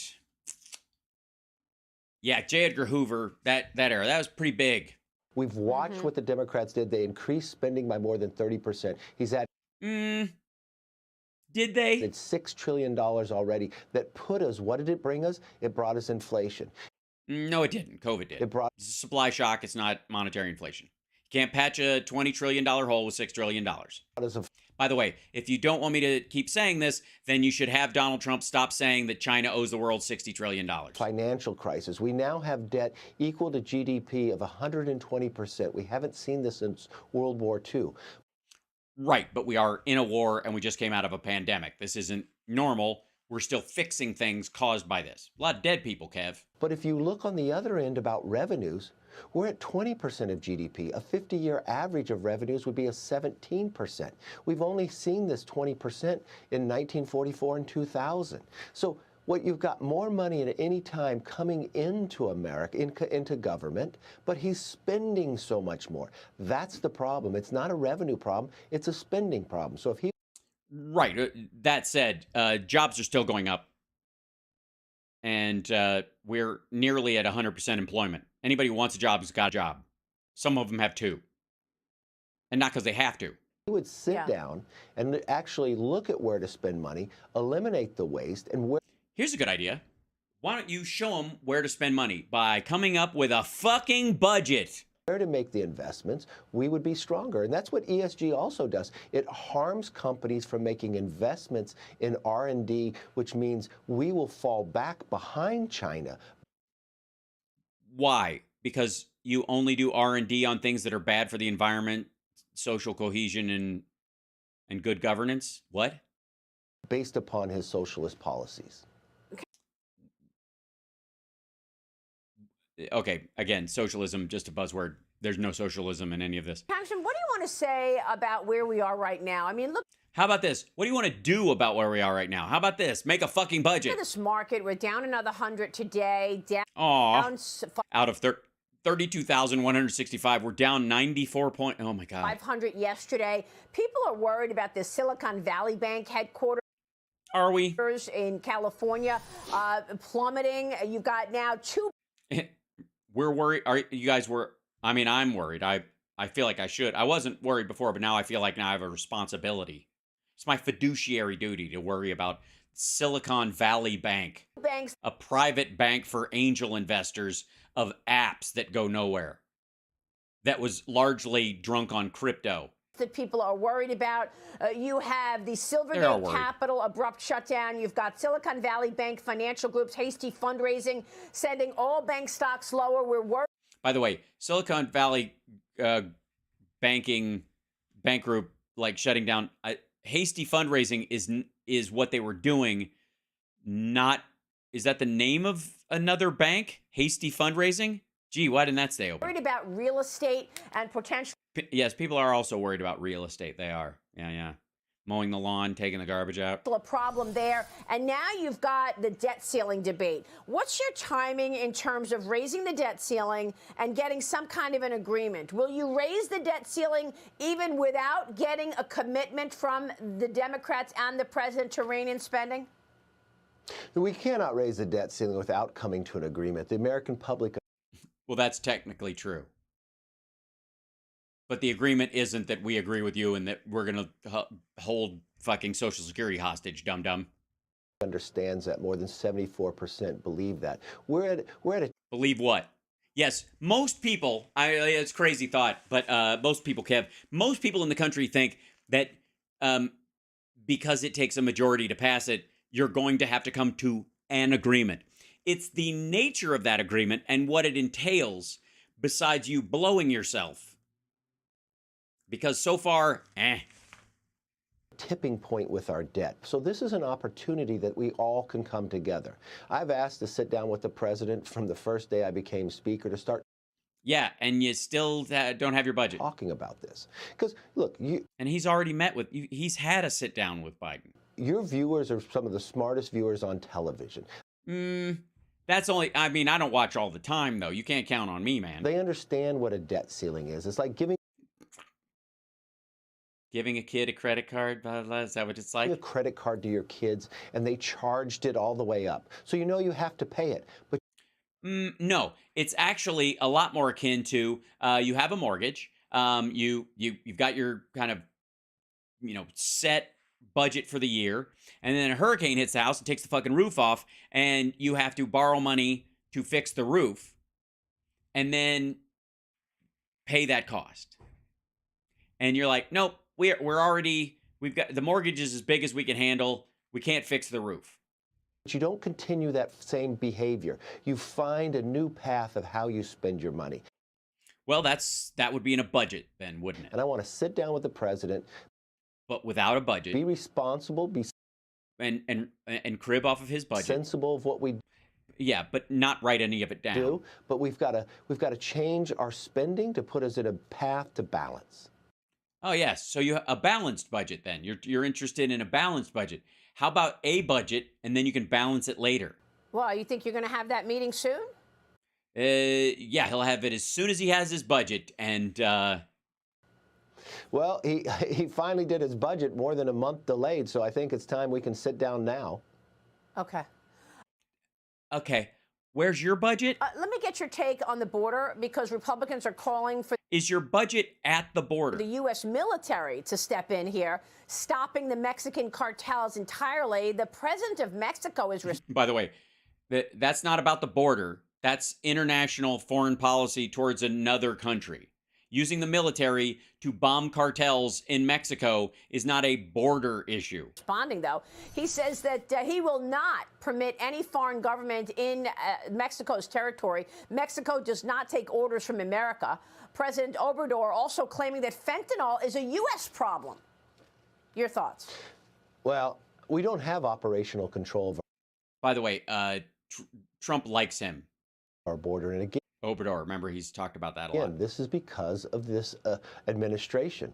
It's the role of what this president has done. He has the role of what this president has done.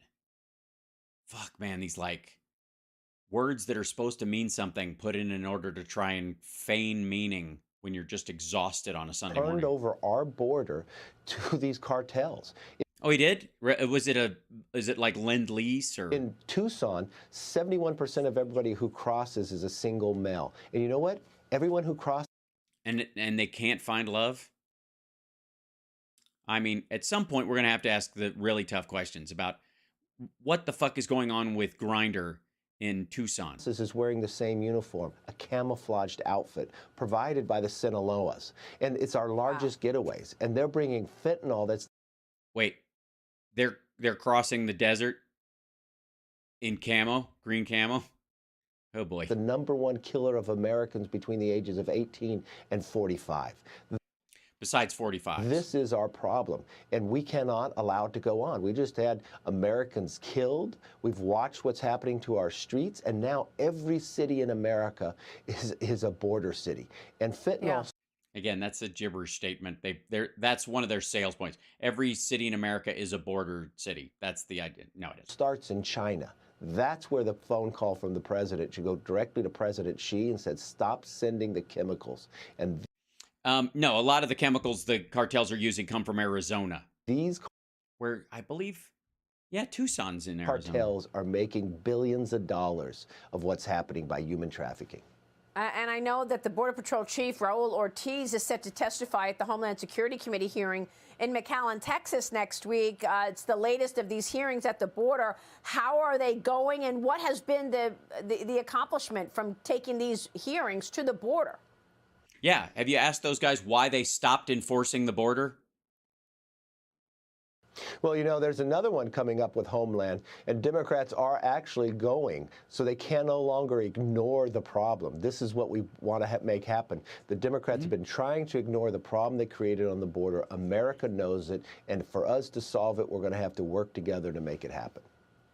Again, yeah, people agree that we're going to have to agree to make an agreement.